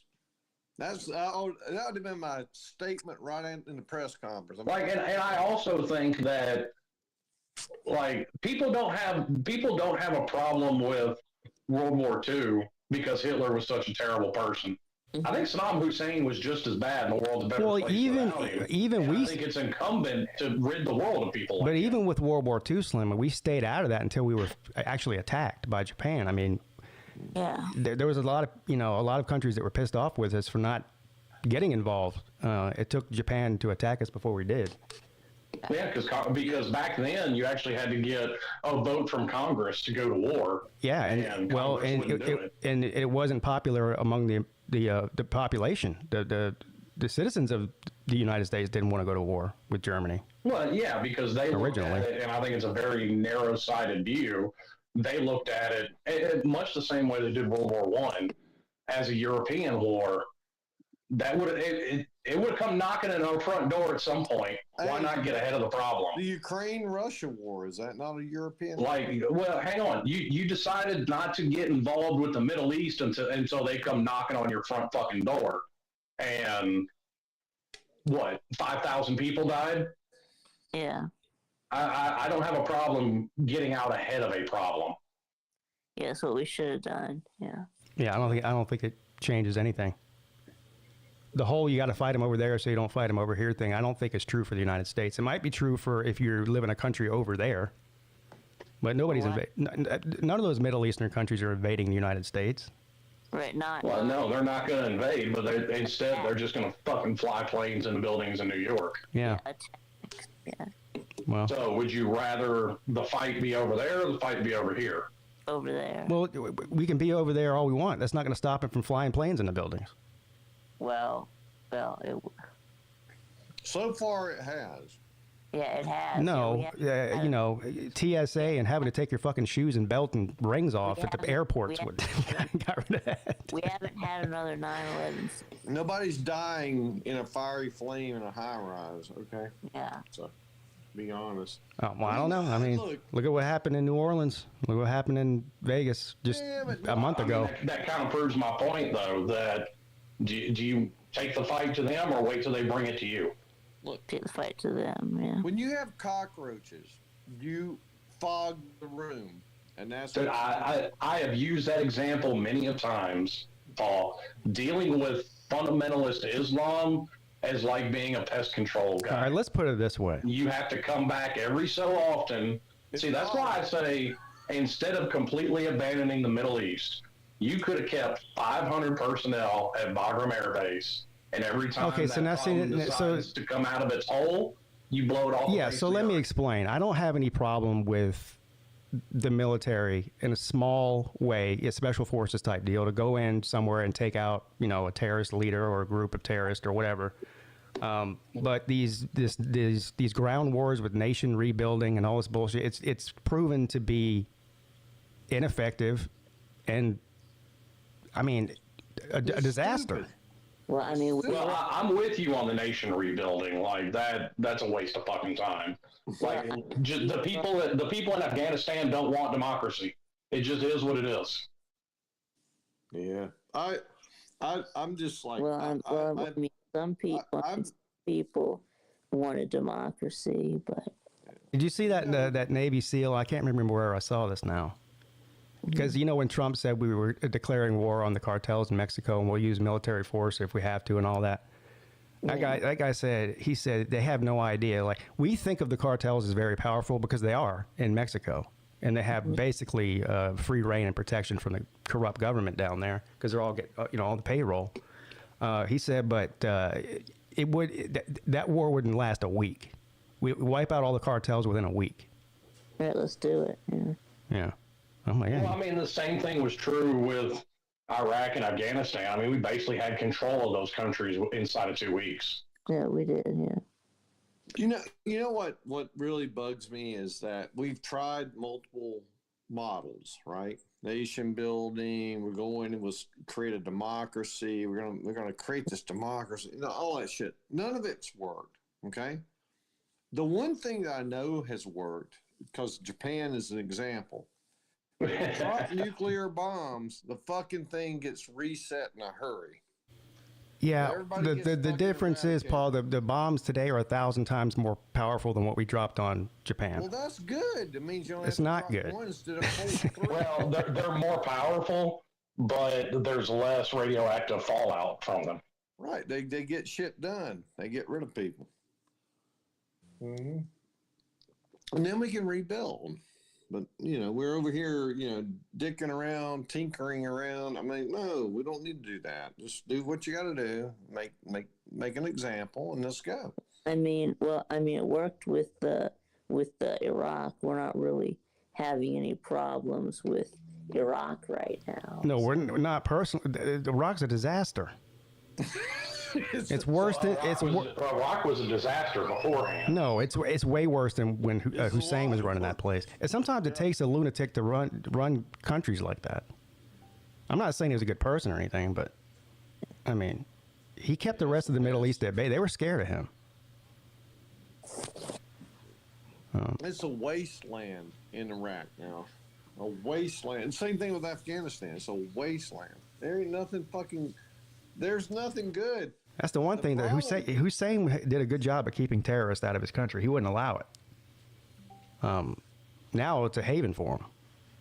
And now we had ISIS. And the only way to ensure that it doesn't become a haven for him is for us to stay there permanently, which is another bad idea. So. Well, I don't see that as a bad idea. Yeah, I do. I think he ends at 1. So It's not such a bad idea. I mean, if it keeps the peace, then Like, it's kind of a lesson we learned from World War II. Like, if there had been a base in Germany after World War I, we wouldn't have World War II. Well, I wouldn't say. Well, I mean, yeah, if that art school in Paris had just accepted Hitler's application, then. yeah. Oh shit! Damn, Vic. That's probably true, though. What are you doing? No, the biggest issue with World War I was they basically put them in a straitjacket and made them have to suck dick all day, and then they finally got fed up. And Well, yeah, everybody took their anger out on Germany for World War I when all of Europe had an equal hand in that shit show. Oh, I know. And so Germany. Was Yeah, but only the loser gets punished. So. Yeah. Right. Well, only the loser gets punished. So. Yeah, it's pretty bad. I feel bad for them a little bit. I feel bad for Germany. When I say that, I mean like back when World War I to World War II. So I actually have a little empathy there. I did a whole term. Look, I was at Clemson. I did a whole term paper. I mean, I spent a whole semester writing this fucking thing. I did all this research. And it was a bad scene, man. Yeah. Well, here's my thing. Like, when you get down to the brass tacks of it, I don't disagree with Pete. Yes, it would be nice if everybody wasn't a bunch of assholes and we'd go to war. But you're fighting human nature. Yeah. People have been warring with each other since the beginning of time. And they're a bunch of assholes. And that's not about to change. We're like, people want to think that we're better and more civilized and more advanced than we were 4,000 years ago. No, we're not. We're not. Well, we don't have bronze armor and fucking shields and meeting out on a field. No, anymore. but you should. We have ball caps and automatic A weapons. civilized society should learn from the past. Otherwise, you're doomed to repeat it. Everybody knows that. We should. Well, yes, but you're fighting human nature. We agree with you, Pete. The problem is aliens can't get here fast enough, and at least we have Elon. They're Musk already here. From outer space. Paul, they're already here. That's why Elon Musk is one of them. Yeah, they got bases in the ocean. You didn't know that? Yeah, he's commanding them. There's this guy that I follow on Twitter who claims to be in contact with these aliens, or his aunt is, and she reports to him or something. I don't know. The Galactic Federation is what it's called. It's like 4 different races.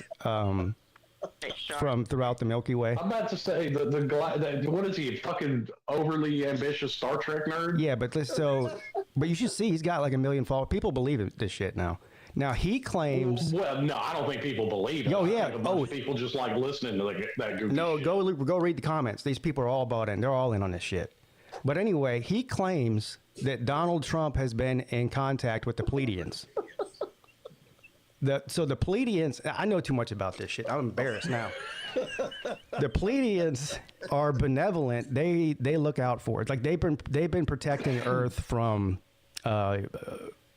malevolent aliens, if you want to call them, for 1,000 years or whatever. But so they're in contact with Donald Trump, and they've basically assured him that that we're protected. So stop all the wars and whatnot. Now, is this the lizard people that Alex Jones is talking about? I think one of the races, it might be lizard people. Okay. I forget. The Pleiadians are what they call tall whites. Okay. So Zuckerberg is actually protecting us. They look like the Pleiadians look like us, like they could pass for human. Mark Zuckerberg. No, fucking Zuckerberg. You can tell he's one of them. I'll still whoop that fucking alien's ass. I don't give a shit. You understand how insane and stupid that all this is, right? I mean, I love it. I do. It's entertainment for me. But it's so stupid. You know what? Hey, one of these days, we're going to be sitting here on the midday show feeling real fucking stupid if it all comes out to be true. Yeah.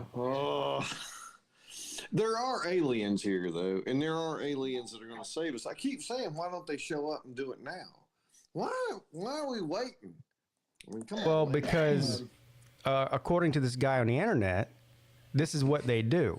They find, lower level civilizations, new civilizations, and basically protect them and just let them evolve on their own. They don't get involved. Yeah. Well, Okay. why'd they leave us? They were here when they. It's kind of like, how we do like in Africa, like with the elephants were dying off. So what do? We go in there and do a conservation thing and protect the elephants. And now the elephant population is now thriving again. And it's sort of the same thing, except on a galactic scale, Paul. Come on, get with the times here. Yeah, but they were here when the pyramids were created. Why'd they leave? I don't understand. They never left. They've always been here. So they let us go through World War II and all the. There's some sick ass motherfuckers, eh? Yeah. Come on, man. I've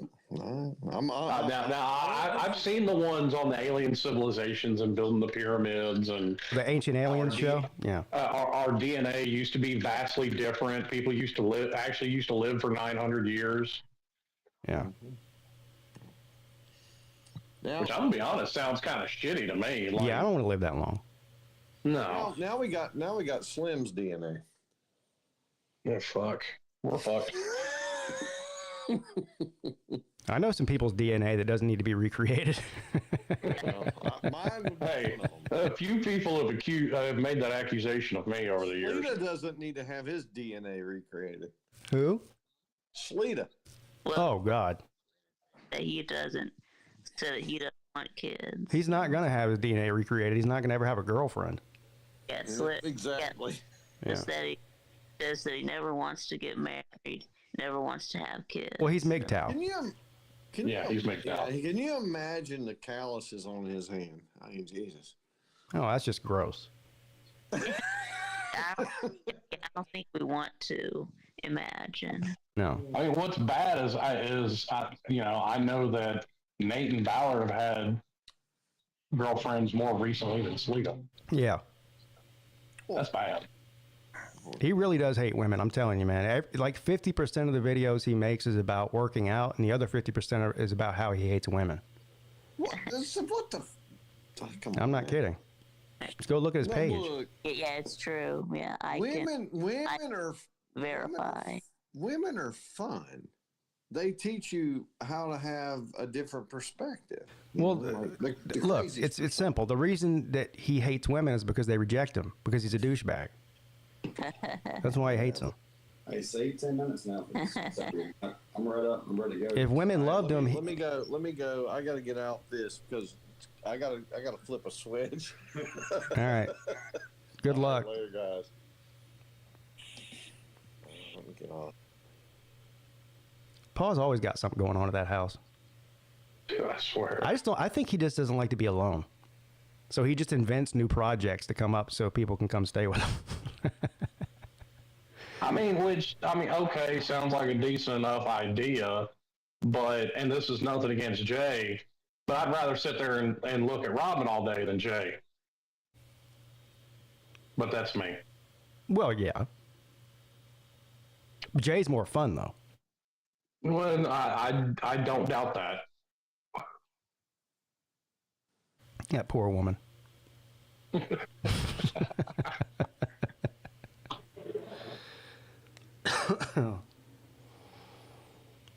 about somebody that should be up for sainthood.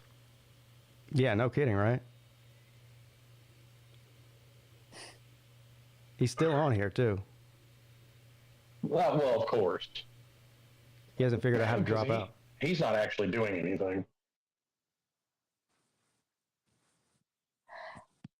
Paul's just there for moral support. Yeah.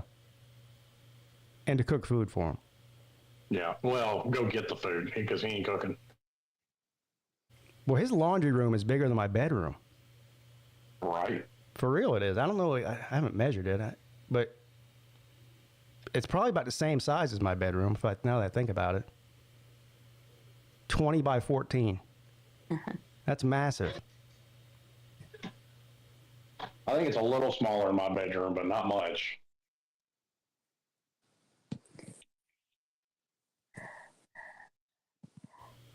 Well, it's bigger than both my kids' rooms and my guest room. Yeah. They're tiny. I don't think I've ever gotten in there and measured the kids' rooms. Repeats at the age now, because we decorated his room when he was like 3 or whatever. Yeah, 3. And of course, now he's about to be 10 years old in a couple days, actually.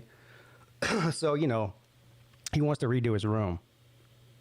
I came home from Las Vegas, came upstairs, and there was all this shit out in the hallway, furniture, and just all kinds of shit. And I'm like, what? Like a big pile of trash, basically. I mean, junk. And I'm like, what's going on here? Well, he already started clearing his room out. He dragged his desk out by himself, the big giant wooden desk he dragged out in the hallway. Oh. Hey, he's got the initiative. Yeah, he's got the initiative. But now he wants me to do everything else because I wasn't here. Yeah. So now he's like, I need you to do this and do that. I'm like, hold on now. He did all the prep work for you. Yeah, right.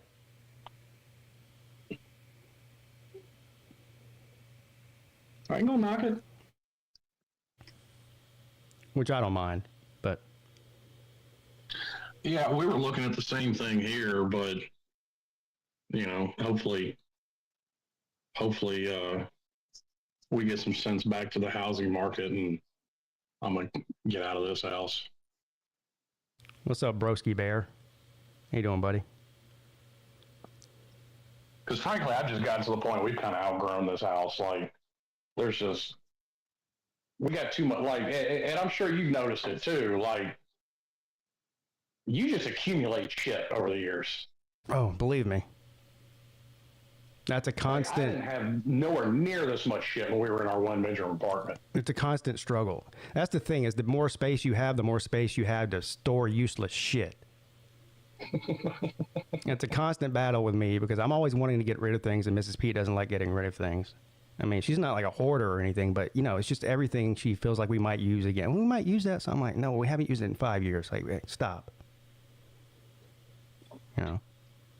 Well, luckily now that we know we're not having any more kids, as Riley grows out of stuff, we're getting rid of it. Like we just got rid of. She sold the high chair to somebody at work who's got a grandkid on the way. Yeah, but I mean, like when we cleaned the garage out, we did a big cleaning, organized everything, and and all that. and then that was, I guess, 2 years ago, and it's already full of more shit. Mm-hmm. You know? Well, I thought that was supposed to be Mrs. Pete's she shed. What happened to that? Oh, don't even get me started on that. Don't even get me started on that. I want to turn the garage into a garage. Like where I can actually pull a car in there and have like a workbench out there, to, you know, tools and all that shit. How dare you? Yeah, how dare me? No, you're going to have to get one of those yard barns in the backyard. Well, that's a whole nother thing here with the homeowners association. You can't just bring in anything. You have to do it how they want it. Which I have thought about doing, but it's not cheap. Because they want you to, it's certain dimensions, and it has to have the same shingles and the same siding as the house and all this bullshit. You got to get it approved. Yeah, I ain't got them problems. I can put a hot pink she shed in my backyard if I so choose. Yeah, Jay could probably help me get my garage in order in a fucking weekend. Probably. Yeah. He could do it twice as fast as me, I guarantee that. Well, see, I got a bunch of shit sitting around here, like in the corner of the kitchen, just because we're, you know, renovating each room one room at a time. So I've got like all the shit to put up in the bathroom sitting in the corner of the kitchen, kind of out of the way. Because I've already redone one bathroom, but it's all the shit to read, you know, light fixtures and toilet paper holders and all that kind of stuff when we redo the other bathroom. I hope Mrs. Pete's not listening to this. Give her any ideas, Slim? Remodeling bathrooms and stuff. Y'all won't see me again. She's already been for the past 3 months. Remodeling, like I'm not.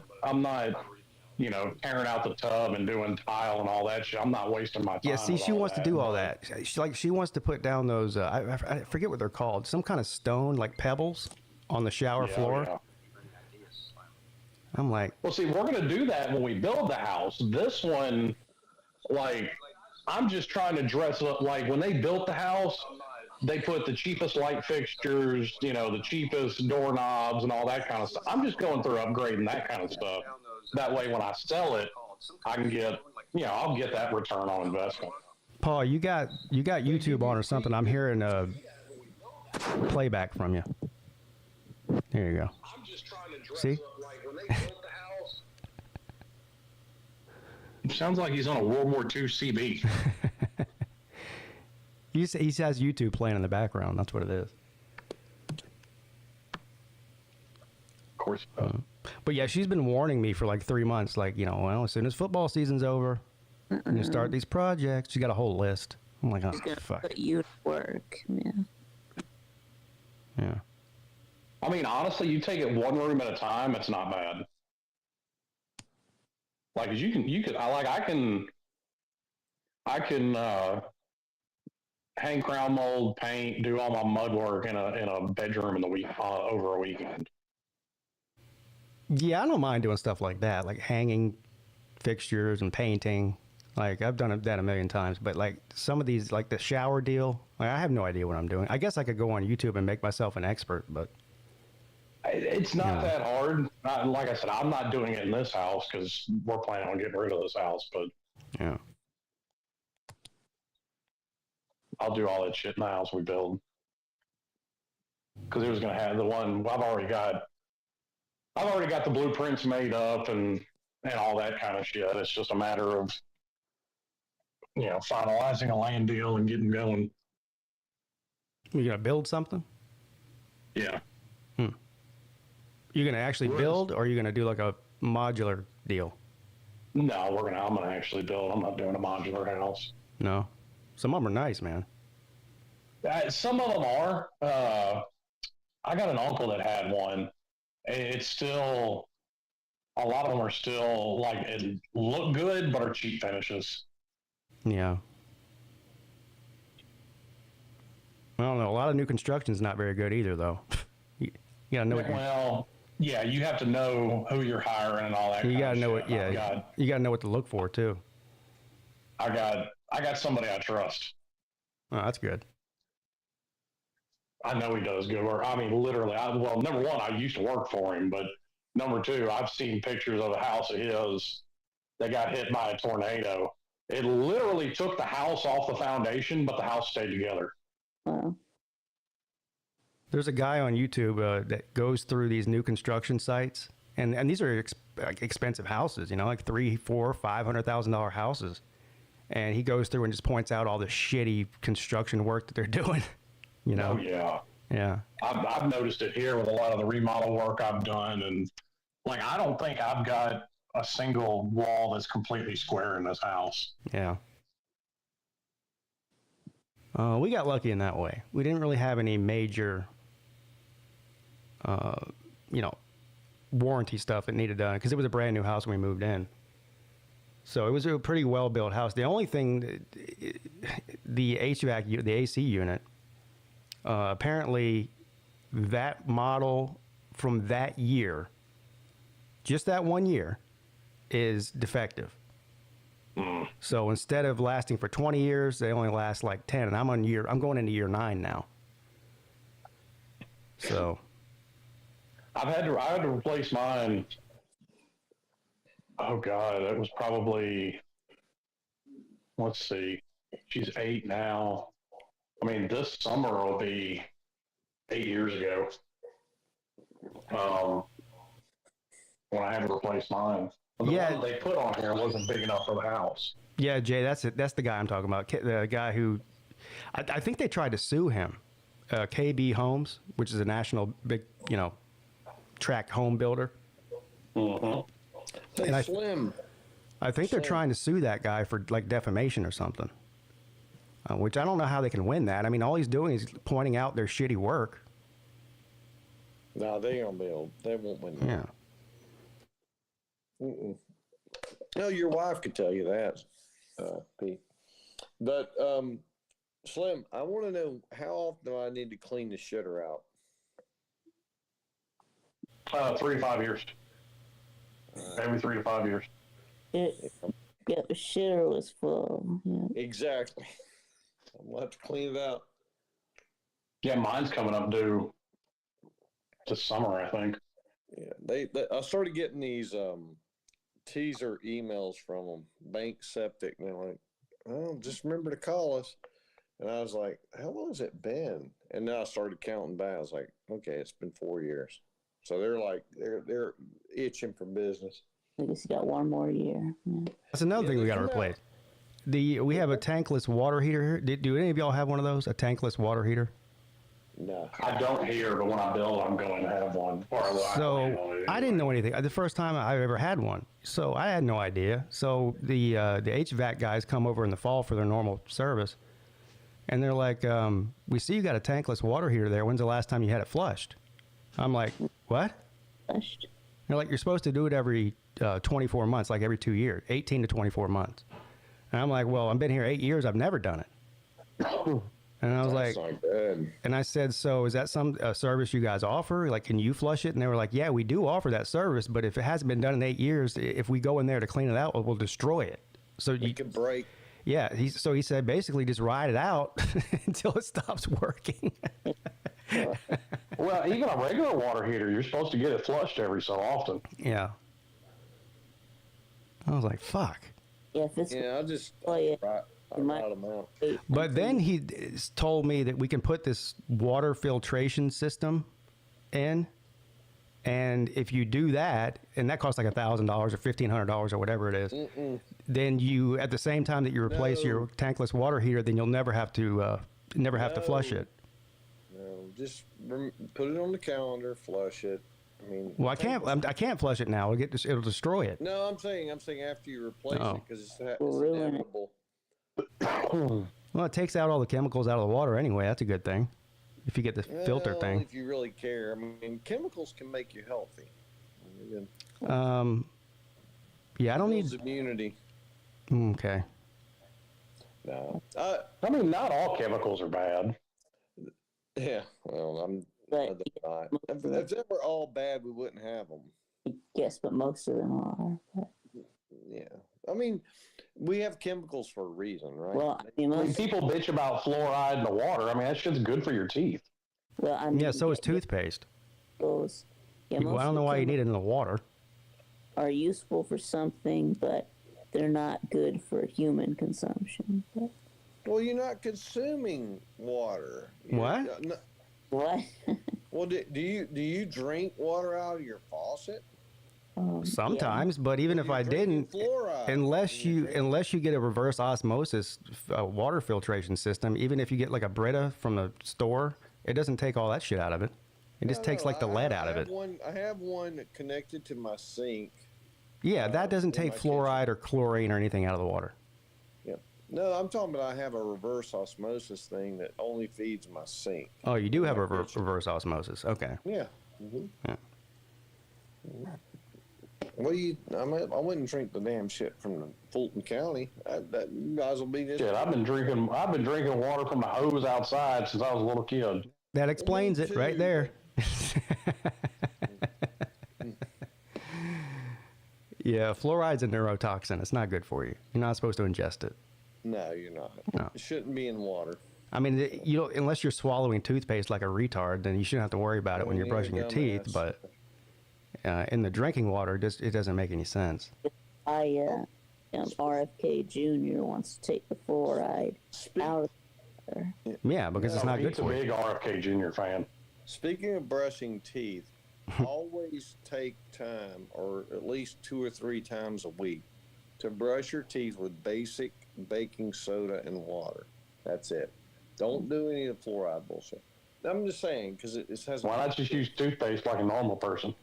Well, no, because the baking soda really changes the dynamic in the flora and fauna in your mouth. Yes, it's also so abrasive that it's actually not really good for your teeth. For like the enamel on your teeth, yeah. Is it worse than me grinding my teeth every day? No, it's not worse than that. Probably not, no. Paul, you can buy fluoride-free toothpaste. They sell it at the grocery store. No, I like fluoride. I'm not saying fluoride's bad for toothpaste. No, fluoride's good for your teeth. Don't swallow. Well, it's good to keep shit out of your teeth. But the baking soda's good too. It helps your gums, is what I'm saying. Like that big fad for a while was that charcoal toothpaste. Yeah, that shit's not good for your teeth either. I don't think it's bad for your teeth. I have some of that. I've used it a few times, but I went back to the normal Colgate. Well, at least that's what the dentist told me. Yeah. Was that it's so abrasive that it's not good to use every day. Turns your whole mouth black too. Yeah. What toothpaste do y'all use? Whatever's on sale. Yeah. They get a value pack. When you got kids. I'm like you. Breast, but yeah. Yeah, I'm not loyal to a toothpaste. Me neither. All right, so I had to go in here to the bathroom real quick. I use Arm & Hammer Advanced White. And yeah, it sounds like a bunch of bullshit. What's advanced about it? Nothing. Nothing. It has the same thing in it that Colgate and Crest and Sensodyne and the rest of them do. Same exact shit. Yeah. It's kind of funny, though. I was going to mention something else, and I can't remember it now because I have ADHD and I'm old. No, I must say, I don't think it's ADHD. I just think you're old and your memory's starting to go. Well, it's true. I mean, I give you that, Slim. Yeah. I honestly do think it's funny that you mention that, but at the same time, it's not. Because it's true. It's a fact. I mean, I think I'm getting old. Father Time is undefeated, Paul. Although, I will say, you look pretty good for your age, especially the way you've abused your body with alcohol over the years. Listen to me. I'm a professional. Don't fuck with me. I mean, we saw that picture of you dancing in that nightclub in Vegas with all them 20-year-olds. Oh, Jesus. Oh, you look like a spry young chicken out there. Yeah. You had some moves, too. Dancing better than Dula. You dance better. Hey, look at that. You probably dance better than me. I got 0 moves. I mean, 0. I'm gonna miss being on the cruise, you guys. I really am. Hey, I do have a court date. Well, then bring your ass. Huh? Then bring your ass. He actually No, he's I got a court date. he's got a court date that day. Well, I got what Lou was saying, but you can change court dates. You know how long it's taken to get the hair, dude? I don't like that shit hanging over. Well, I understand that. I fully understand that. But actually, all things considered, for what your charge was, it hasn't really taken that long. Well, it's 6 months. Yeah, that's not very long. Oh yeah, I get you, but we had to push the buttons. Like, What happened to the right to a speedy trial? exactly. We pushed. There were two or three things that the lawyer. Oh, don't tell me that a government agency is inefficient. Once we pushed, everything started flowing. You know what I mean? Well, so what? Hey, listen, they're Elon's trying. Okay. Well, yeah, He's already saved us over $1 billion in a week. Yeah, he's pissing a lot of people off. Yeah, he is. That's part of it. I wake up every morning now going, "Who in the hell is Trump pissing off today?" How dare he try to find out where our money's going? The nerve of this funny, guy. I've seen a bunch of them on TikTok here lately. Is people in other countries are pissed off that they basically put a stop to all foreign aid for 90 days. Yeah. And it's like, why the fuck are you pissed? We don't have to send you our money. I really wish they wouldn't, if I'm just being perfectly honest. Yeah. Yeah. Of course. I like Senator Kennedy now. I'm not Ted Kennedy, but the current. Well, no, Ted Kennedy killed some lady. Yeah, he killed a whore. Yeah. Yeah. He drowned a whore in a car. She's a whole. He did. He went back. He drove his fucking car into a lake, went and laid on somebody's couch and went to sleep, Yeah. and got up the next morning and was like, well, fuck, she's dead? Isn't that But yeah, you leave people underwater overnight, that tends to happen. just think about that. He deemed her to be a whore. Well, she was. There to die because he didn't think she deserved to live. I don't know about any of that. I think he just saved himself and said, fuck her. Well, but he deemed her to be a whore. Well, she was a prostitute, wasn't she? We don't know that she actually was. I thought- could Wasn't have been a fucking intern. When I say whore, I mean prostitute. Yeah. Okay, it could have been a fucking intern. a prostitute isn't a whore. She's just a business person. Intern. Yeah, I'm pretty sure a prostitute's a Well, hey, whore. according to some people, the world's oldest business. Yeah. But you don't let somebody die regardless of whatever. Even if they're a whore. Well, I don't know. I mean, what's he supposed to do? I mean, he's drunk. It's nighttime. His car's at the bottom of a lake. What is he, fucking Superman? He's supposed to go down there and pull her out of the car at the bottom of the lake? Yes. And not to mention, he's like 400 pounds. Yeah. Well, yes, he is, by the way. So the answer to that, Pete, is very. I mean, can we get more back to senators and not Macy's Day balloons in Congress? If he would have tried to save her, Paul, there would have been 2 dead people, not just one. That's Well, that's a valid point. He wouldn't have been in the Senate. Now, granted, to Paul's point, he also went to a house nearby and laid on a couch and went to sleep and didn't call anybody. Yeah, that's the problem. Is that you I apologize for killing that whore. It's not calling 911 was the problem after you got out. Yeah, if he had called 911 and then went to sleep, he'd have probably been all right.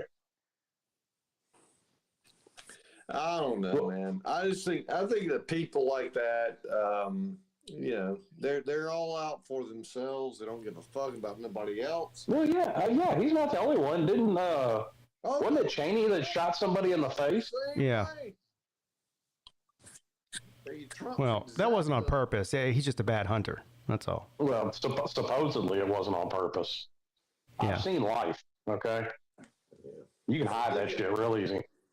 Think about it. I mean, there's so many politicians we can talk to. The guy toe tapping over there in the stall.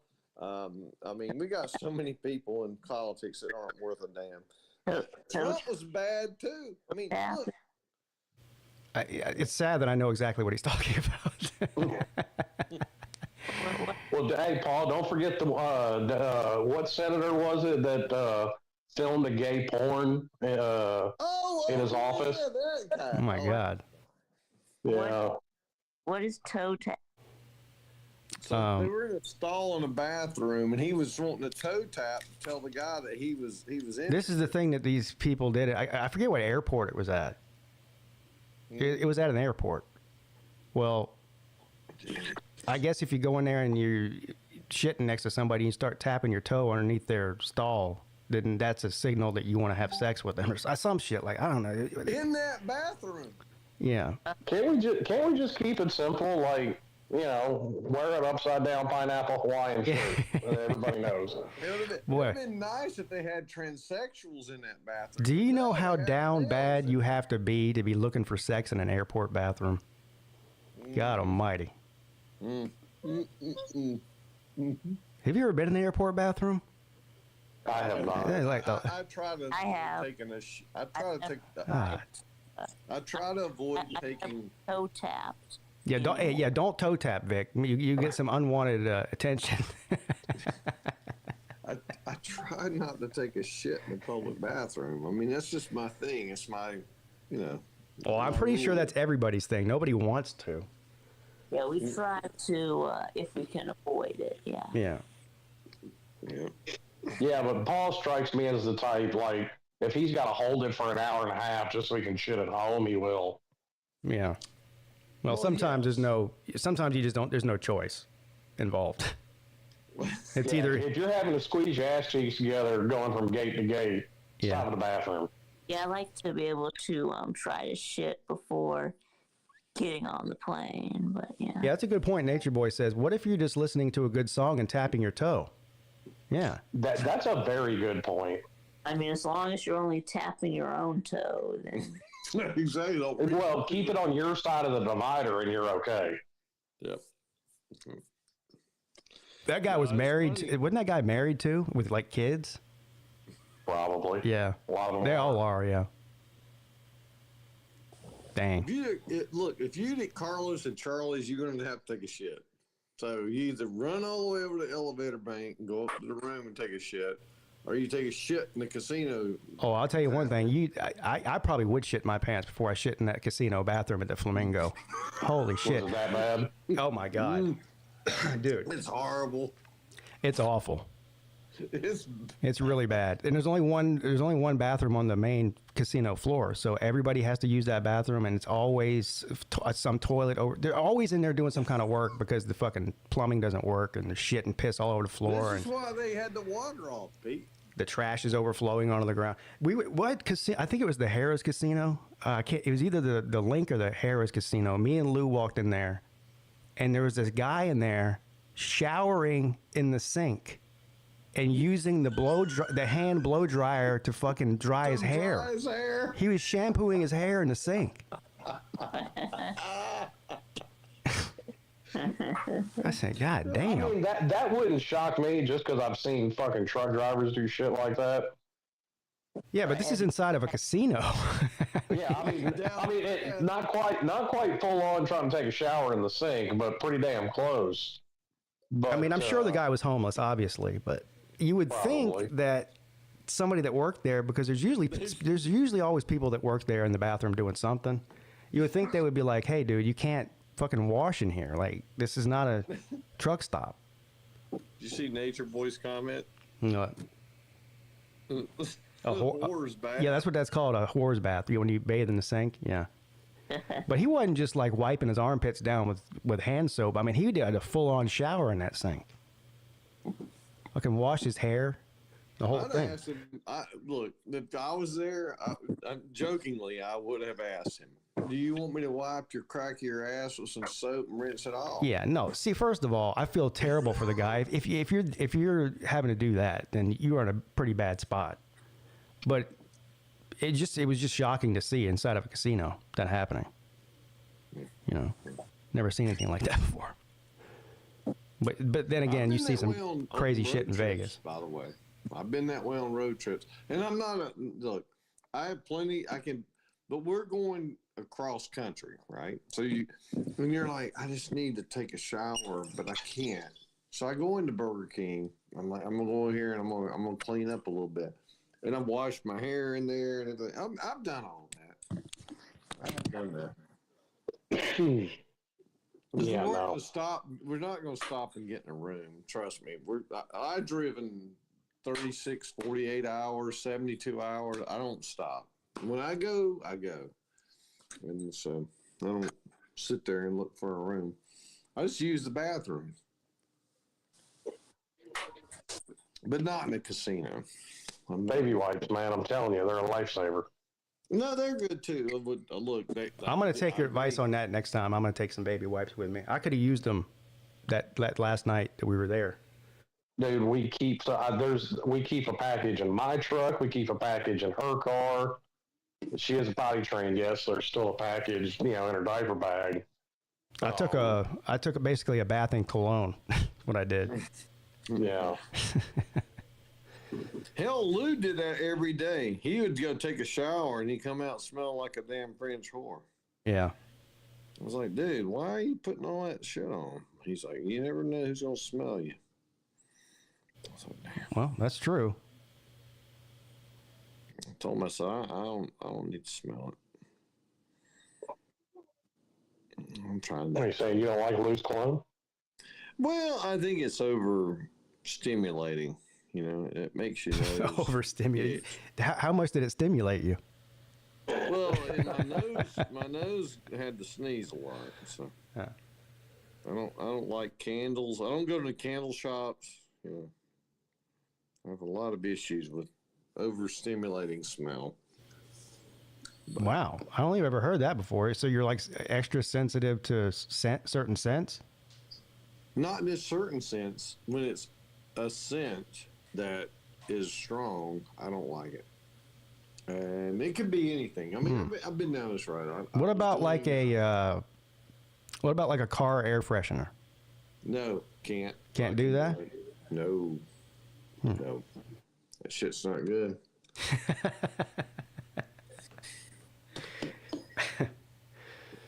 Well, don't ever ride in my vehicle. There's always one in either my wife's car or my truck.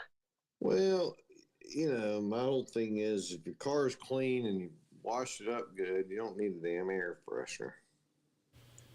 I mean, you don't need one. I mean, you don't need central air conditioning in your house either, but you want it. Well, that's a comfort thing in your body, in your temperature. I'm talking about in your nose. I don't need, unless you got French fries rotting in your car and you need to hide it with some fucking air freshener. Then I thought everybody had French fries rotting in their car somewhere. Well, actually, I think that's kind of the problem is they don't rot. Yeah. Well, pull it out 6 years later and it looks exactly the same as the day you dropped it. Yeah, it's like slightly green, but that's about it. Yeah. I have a requirement. We don't eat or drink in the car. I have 8 in your vehicle, Paul. I'm joking. I'm saying I try to have that requirement. And we know you drink in your car. Yeah, well, Jay will laugh at this because I can say that he'll be like, "You motherfucking liar," because we ate the other day in the car. I'm about to say, go lie to somebody who don't know you. I admit it. I'm joking. I'm just kidding around.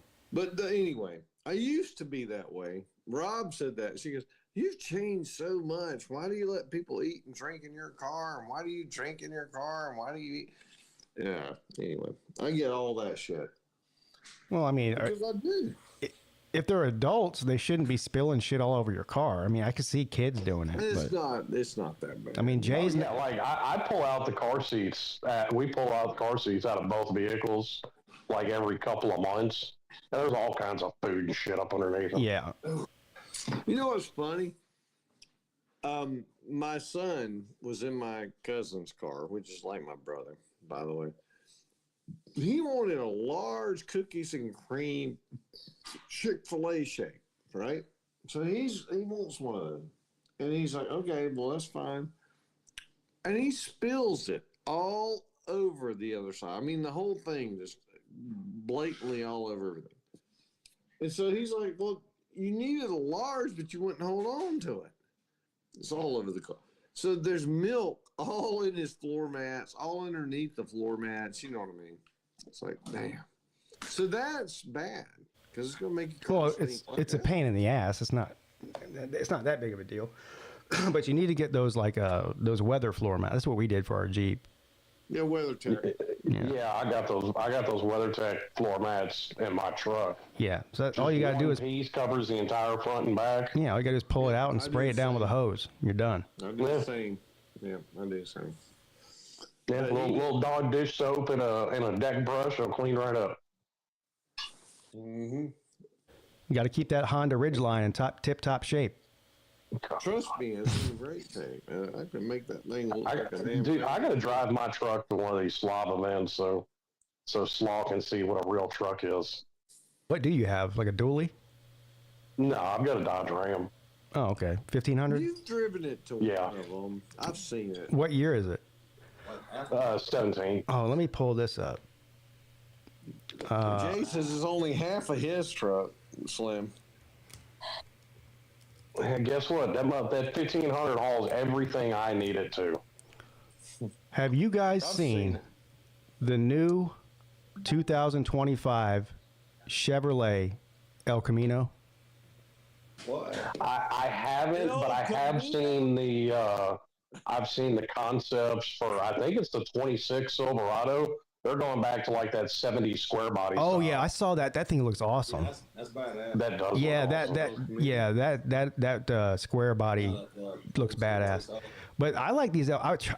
So my son's about, he's about to be a senior in high school. So eventually, I'm gonna give him like the little sedan that we have. So I'm gonna need to buy another car. So I'm not in the next 6 months or anything, but next year or two.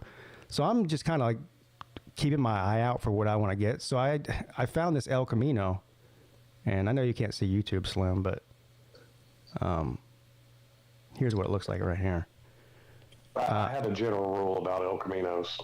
I like it. Mrs. Peete was like, no fucking way. We're not getting that. It looks like a Subaru. It looks like a Camaro with a truck bed. Yeah, that's what the fucking El Caminos looked like back in the day. Yeah. But I mean, it looks more obviously. They're very confused people. It obviously looks more modern than the old one, Yeah. But I like it. Oh, dude, my uncle right now drives what is it? An 84 El Camino, I think it is. But his is the SF, so it's got like the Monte Carlo front cap to it. Yeah. You know what Jay just said? He says a juiced up fucking Ridgeline. Yeah. Yeah, it does have a big engine in it, I think. Dude, just go get a fucking truck. Jesus. You don't even have to get a big one, man. Go get a Toyota Tacoma. You can drive those things forever. Yeah, but it's not an El Camino.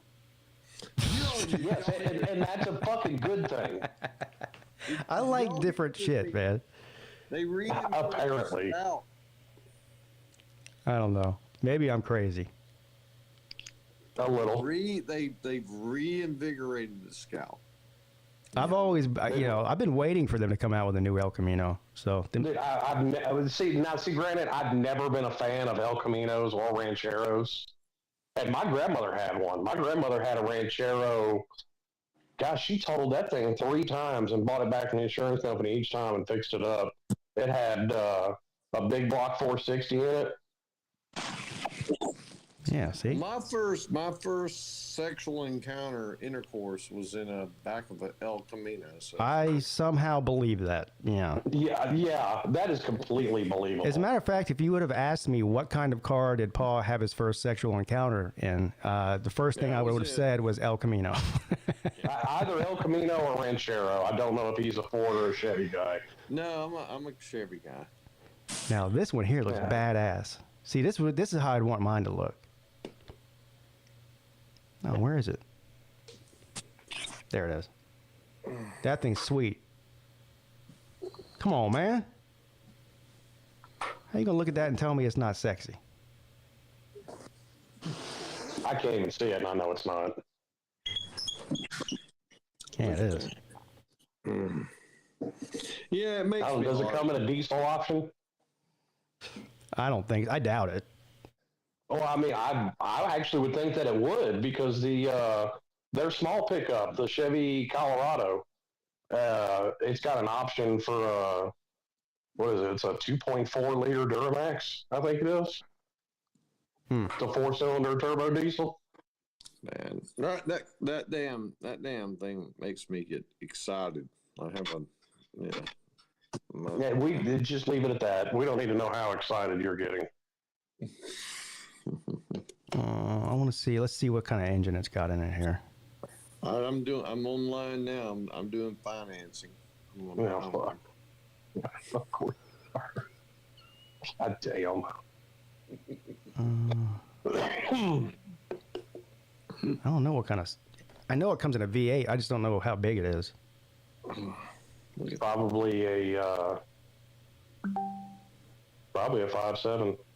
Volusia can't Same thing that comes in a Camaro. Yeah, probably the same as a Camaro. Volusia can't get one of these. The front end looks like a Camaro, kinda.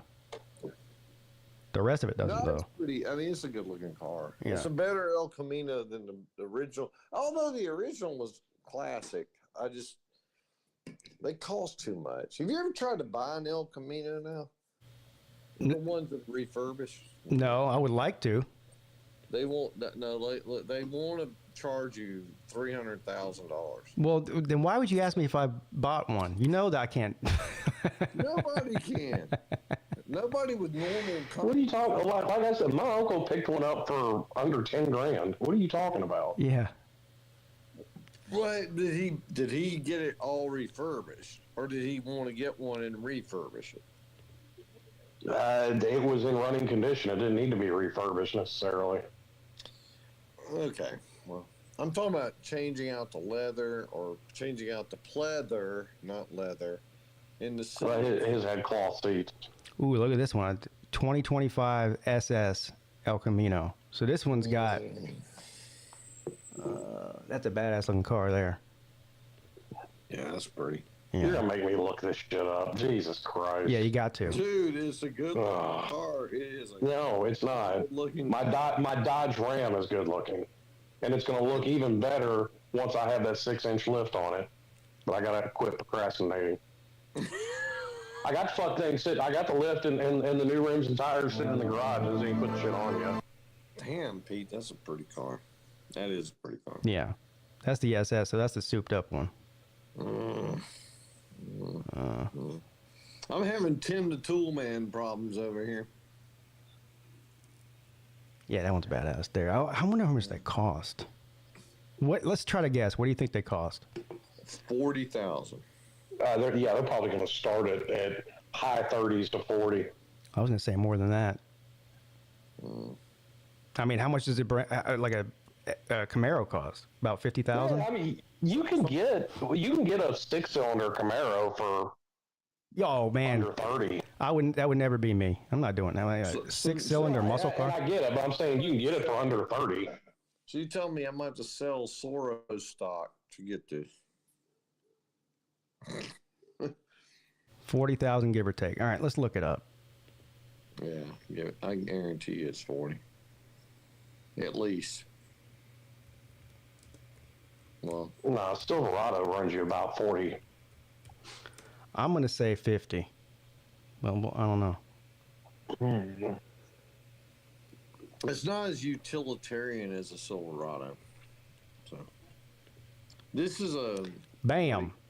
I hit it right on the head. Oh, no, it says the 2025 El Camino is expected to have a starting price from anywhere from 30 for the base model to 50 for the V8 performance model. Okay, so 30, there you go, 30. An electric version can cost more than 60. I'm not getting the electric one. No. Christ, man. I want the SS. That must be around 50, 55 probably. Probably. Yeah. Hey, Pete, you buy one, I'll buy one. Well, I'm game. You just got to convince Mrs. Peete. She's like, I wouldn't be caught dead driving that thing. I'm like, you don't have to drive it. I'll drive it. You can drive the busted up Jeep. But she likes that ugly ass fucking Jeep. Well, the Jeep's paid she's off. running over helmets and shit. I mean, fuck her. Yeah, but my point is the thing's fucking ugly. Yeah, I mean, we didn't get it for looks. It's functionality. Obviously. She's over here. She's over here running over helmets and shit. I'm still not convinced there wasn't a head in that helmet when she first made contact. I'm not either. That poor guy's dead on the side of the road. She got a helmet. Real well. Yeah, and because Peete hid the helmet, that makes him an accessory. Yep. I've got the helmet. I got the helmet right here.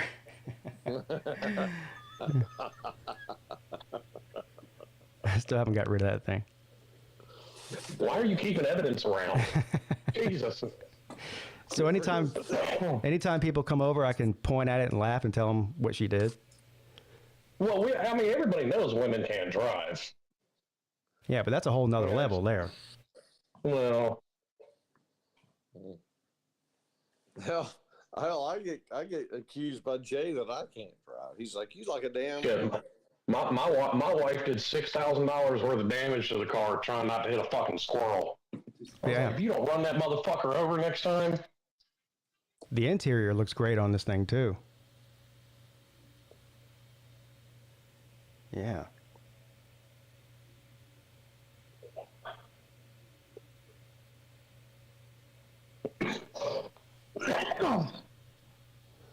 I don't know. I'm gonna have to convince her somehow.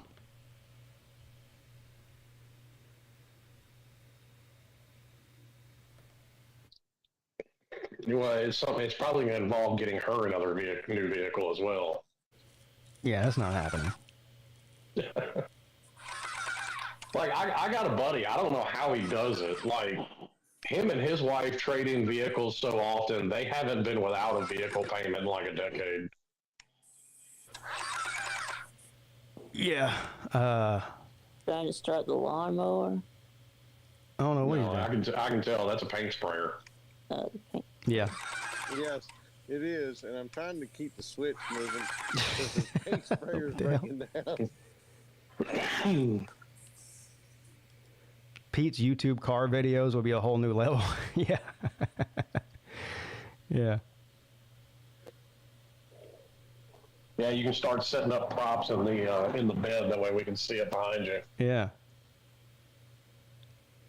Have a big cardboard cutout of Dabo Sweeney. Yeah, put Dabo Sweeney in the back seat. Now it makes me wonder: are they going to do, because they never did it before? Are they going to do a 4-door El Camino? I'm looking at one right now. It's funny you say that. 4-door? Yeah. Oh my God. Do one. The ones I was looking at before were just 2-door, but this one right here is 4-door. Let me rewind that a little bit. Actually, Now here's a question: are they better looking than those fucking those bubbled abominations they did like in 2005, the SSR or whatever it was called? Oh yeah, they're better than that. Okay. Oh, I can't. Oh, Way I'm better sorry. than that. I forgot it wasn't on the screen. So here's the 4-door. Now, the difference between the 4-door and the 2-door, other than the extra doors, obviously, is the front end looks more like a Chevy Silverado instead of a Camaro. It looks more like a pickup truck. Is what I'm trying to say. A short, stumpy pickup truck. Yeah, that's. I mean, it doesn't really look like an El Camino. I mean, it still looks It looks good. like a ridge line. No, it looks better than that. No, it looks just like it. Trust me, I know a ridge line. I'm looking at them like, yes, pretty much. Actually, I mean, Honda is a special breed of ugly, so. Listen, look, we can go argue about the looks, but the fact is they fucking like. Oh, don't get me wrong. The fucking thing will probably outlive all three of us combined. Yeah, Because for as ugly as they are, they run that well. Like, the fucking thing will just keep going forever. Yep. It's kind of like Chevy back. It's kind of like those old what they said about Chevys back in the day. If it ain't knocking, it ain't running. That's what I said about this last girlfriend I had. Oh, shit. I like how this description of this thing is. This is not your grandpa's El Camino. How much does it cost? I don't know. If I had to guess, it's probably about 60. You realize in all of these car things, they're all male oriented fetishes. Now, when I say this, I mean all the cars. When I say well, yeah. I mean, men are just generally into cars more than women are. yeah, I think males are the ones that dictate car buying. And Yeah. women looks like, give me a damn car that I can drive. And so we all go into it thinking, oh my God, I need a car that does this and that and that and that and this and that. And then if you don't look, they don't give a fuck. Just get me from point A to point B. Then they run over hell. Well, it just depends on what you're buying it for. Like, we bought the Jeep because we needed a family car. We had 2 kids. Yeah, I get it. So it was functional and, fairly inexpensive. You made that decision, not her. We had to come to sort of a middle ground when it came to anything, whether it's, any big purchase, we have to come to a middle, because we don't agree on anything ever when it comes to the big purchases. See, surprisingly, me and my wife are the opposite. Like, we tend to completely agree. Like, there wasn't a huge discussion. Like, she was all for buying a Subaru, and so was I. Because, I mean, number one, every Subaru made is all-wheel drive, so they do great in bad weather, and they have a higher safety rating these days than Volvo, which she's got the kids in her. We got the kids in her car most of the time, so what I wanted. She's a smart one, and you went along with it. Well, yeah, but I wasn't going to quite put it like that. I guarantee you didn't want a Subaru initially, and you. Well, actually, I did. The problem is which Subaru, because of course, a dealership being a dealership, they're going to put her in a WRX first. No. Which I'm like, listen, lady, you've gotten speeding tickets in a fucking Mitsubishi Eclipse. You don't need that. And that thing's slow. When she's driving the Subaru, do other women whistle at her? That's known as like the lesbian car.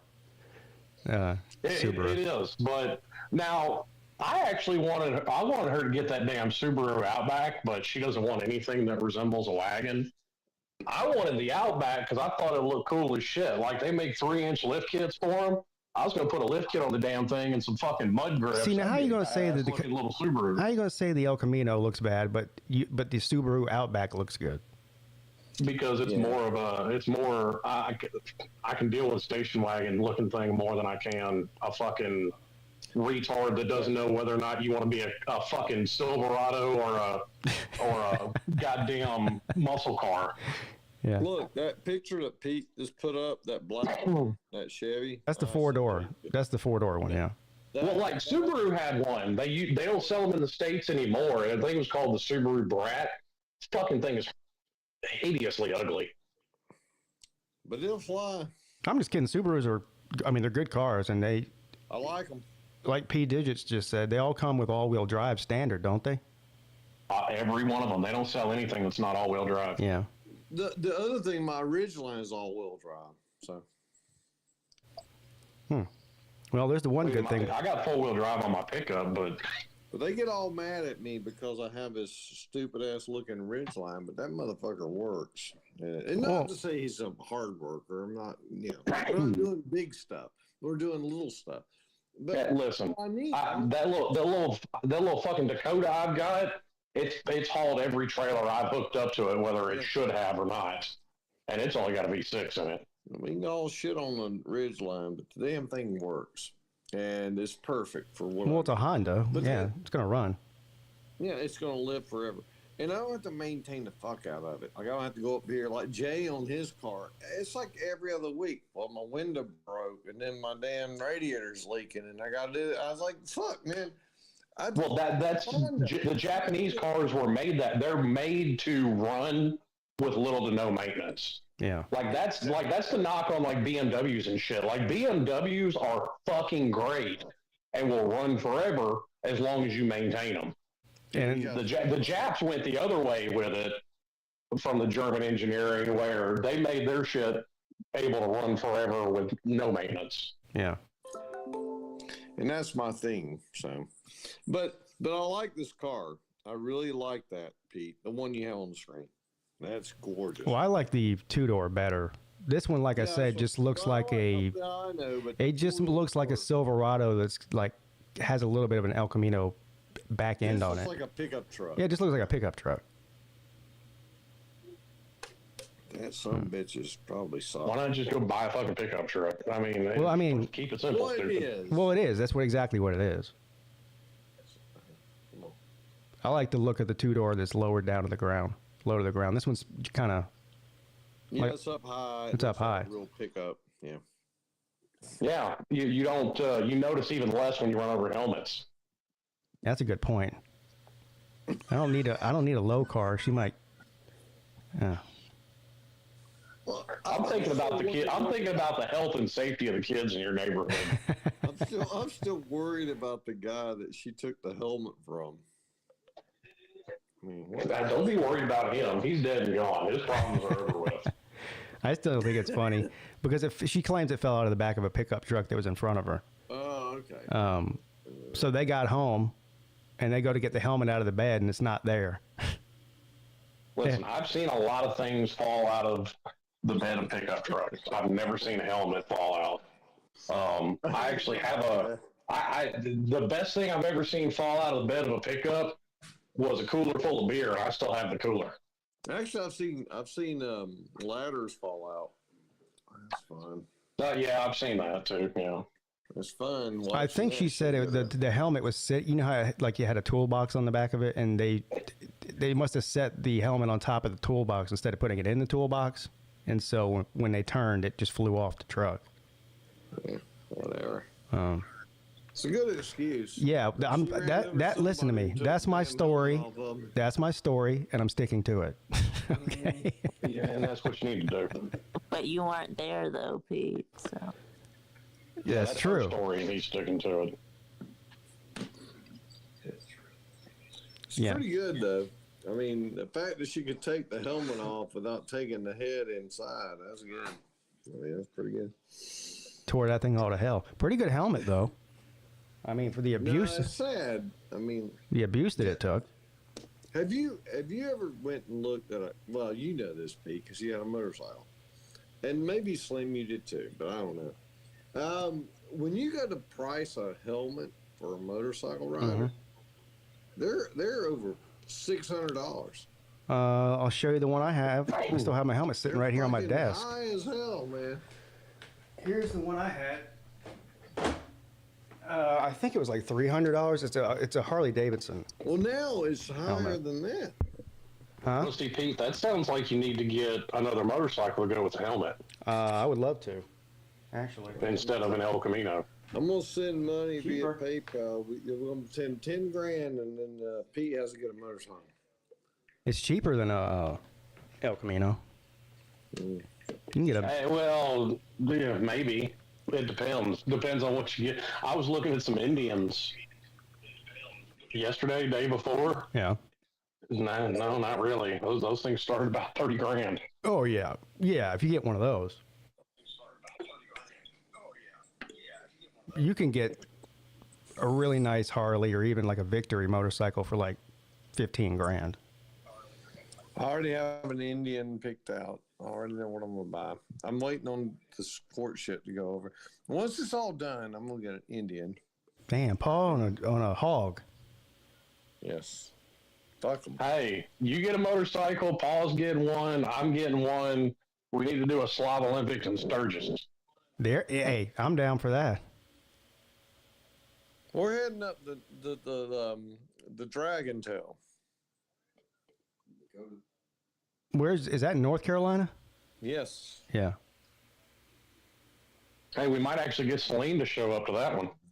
Yeah. Out there. Yeah, he'll ride behind us in his little Corolla or whatever it is. His little Corolla. Hyundai. Yes, Hyundai, but yeah. Same difference. A Hyundai, Corolla, Pinto. I don't really care. But we can go up there. It'd be great. And look, I like the Pigeon Forge and all, but I know another place up there that would be even better. And it's a little enclave. It's up there, and we can go there.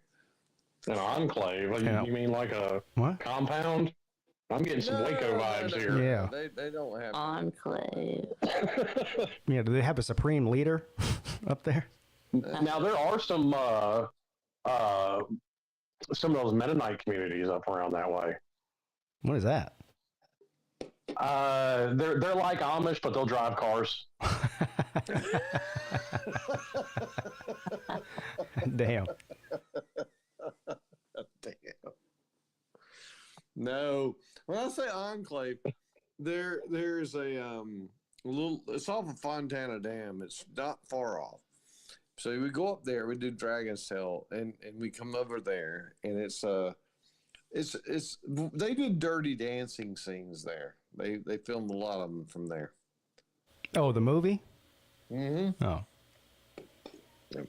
So they filmed Shawshank Redemption at Tennessee State Prison. It doesn't mean I want to go there. Yeah. Well, we're not going to a prison. I told you. It's an enclave. And it's not religious, by the way. Not yet. Don't drink the Kool-Aid. He said not yet. Yeah, not yet. Give it time. The moment we come in there, they're gonna be like, "God damn, we got to put some damn Christianity in here." No, we're gonna be Christians now. Well, we do need Jesus. That is true. No, I'm not. Need something. I'm not arguing, but I don't need Billy Graham and whom else? Joel. No, just read your Bibles. What's that dude on TikTok? Taco Reacts. That dude's fucking hilarious. I don't know if I know who that is. Oh, dude, you gotta look him up. That dude is fucking hilarious. He just does reaction type videos. Yeah. People say apparently he's got a big fear of snakes, so people send him a lot of shit videos with snakes in it. I wonder if he has a YouTube channel. Yeah, he does. How do you spell? Is it Taco with a K or a C? C. Taco what? React. So the Found it. Peete had a good experience with all-wheel drive. Peete, 90% of us now have all-wheel drive, so we all have good experience. I found him. Oh, that dude's hilarious.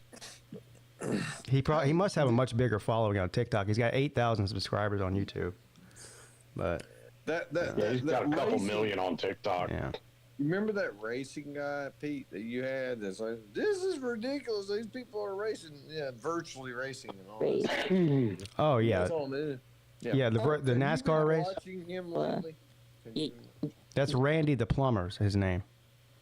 Oh yeah. Yeah, so I need to go now. Yeah. Okay. Have you been watching him? You got a show tonight, Vic? Yeah, it's tonight at 6. 6 o'clock. All right, everyone go check out VicTube at 6 p.m. Yeah. All right. See you later, buddy. We're in trouble. See ya. Vic's got some Randy the Plumber. I mean, latest videos he's having are just, I don't know. I don't know if you watch them, but they make me laugh. Yeah, he's doing more stuff now. He's out of control. Slim, you'd love him. He's funny as hell. But anyway. All right. Well, Pete, I know that we got a lot of going on over here. Yeah, I'm about to get off too. Anyway, it's we're going on 3 hours now. Yeah, we gotta get off this. This shit show. You can just say it. Yeah, shit show. Yeah. Binge, whatever you want to call it. All right. Well, good luck with the industrial sink. And he's in here doing nonsense. I can hear him going crazy. And good luck with the dimmable lights for your laundry room.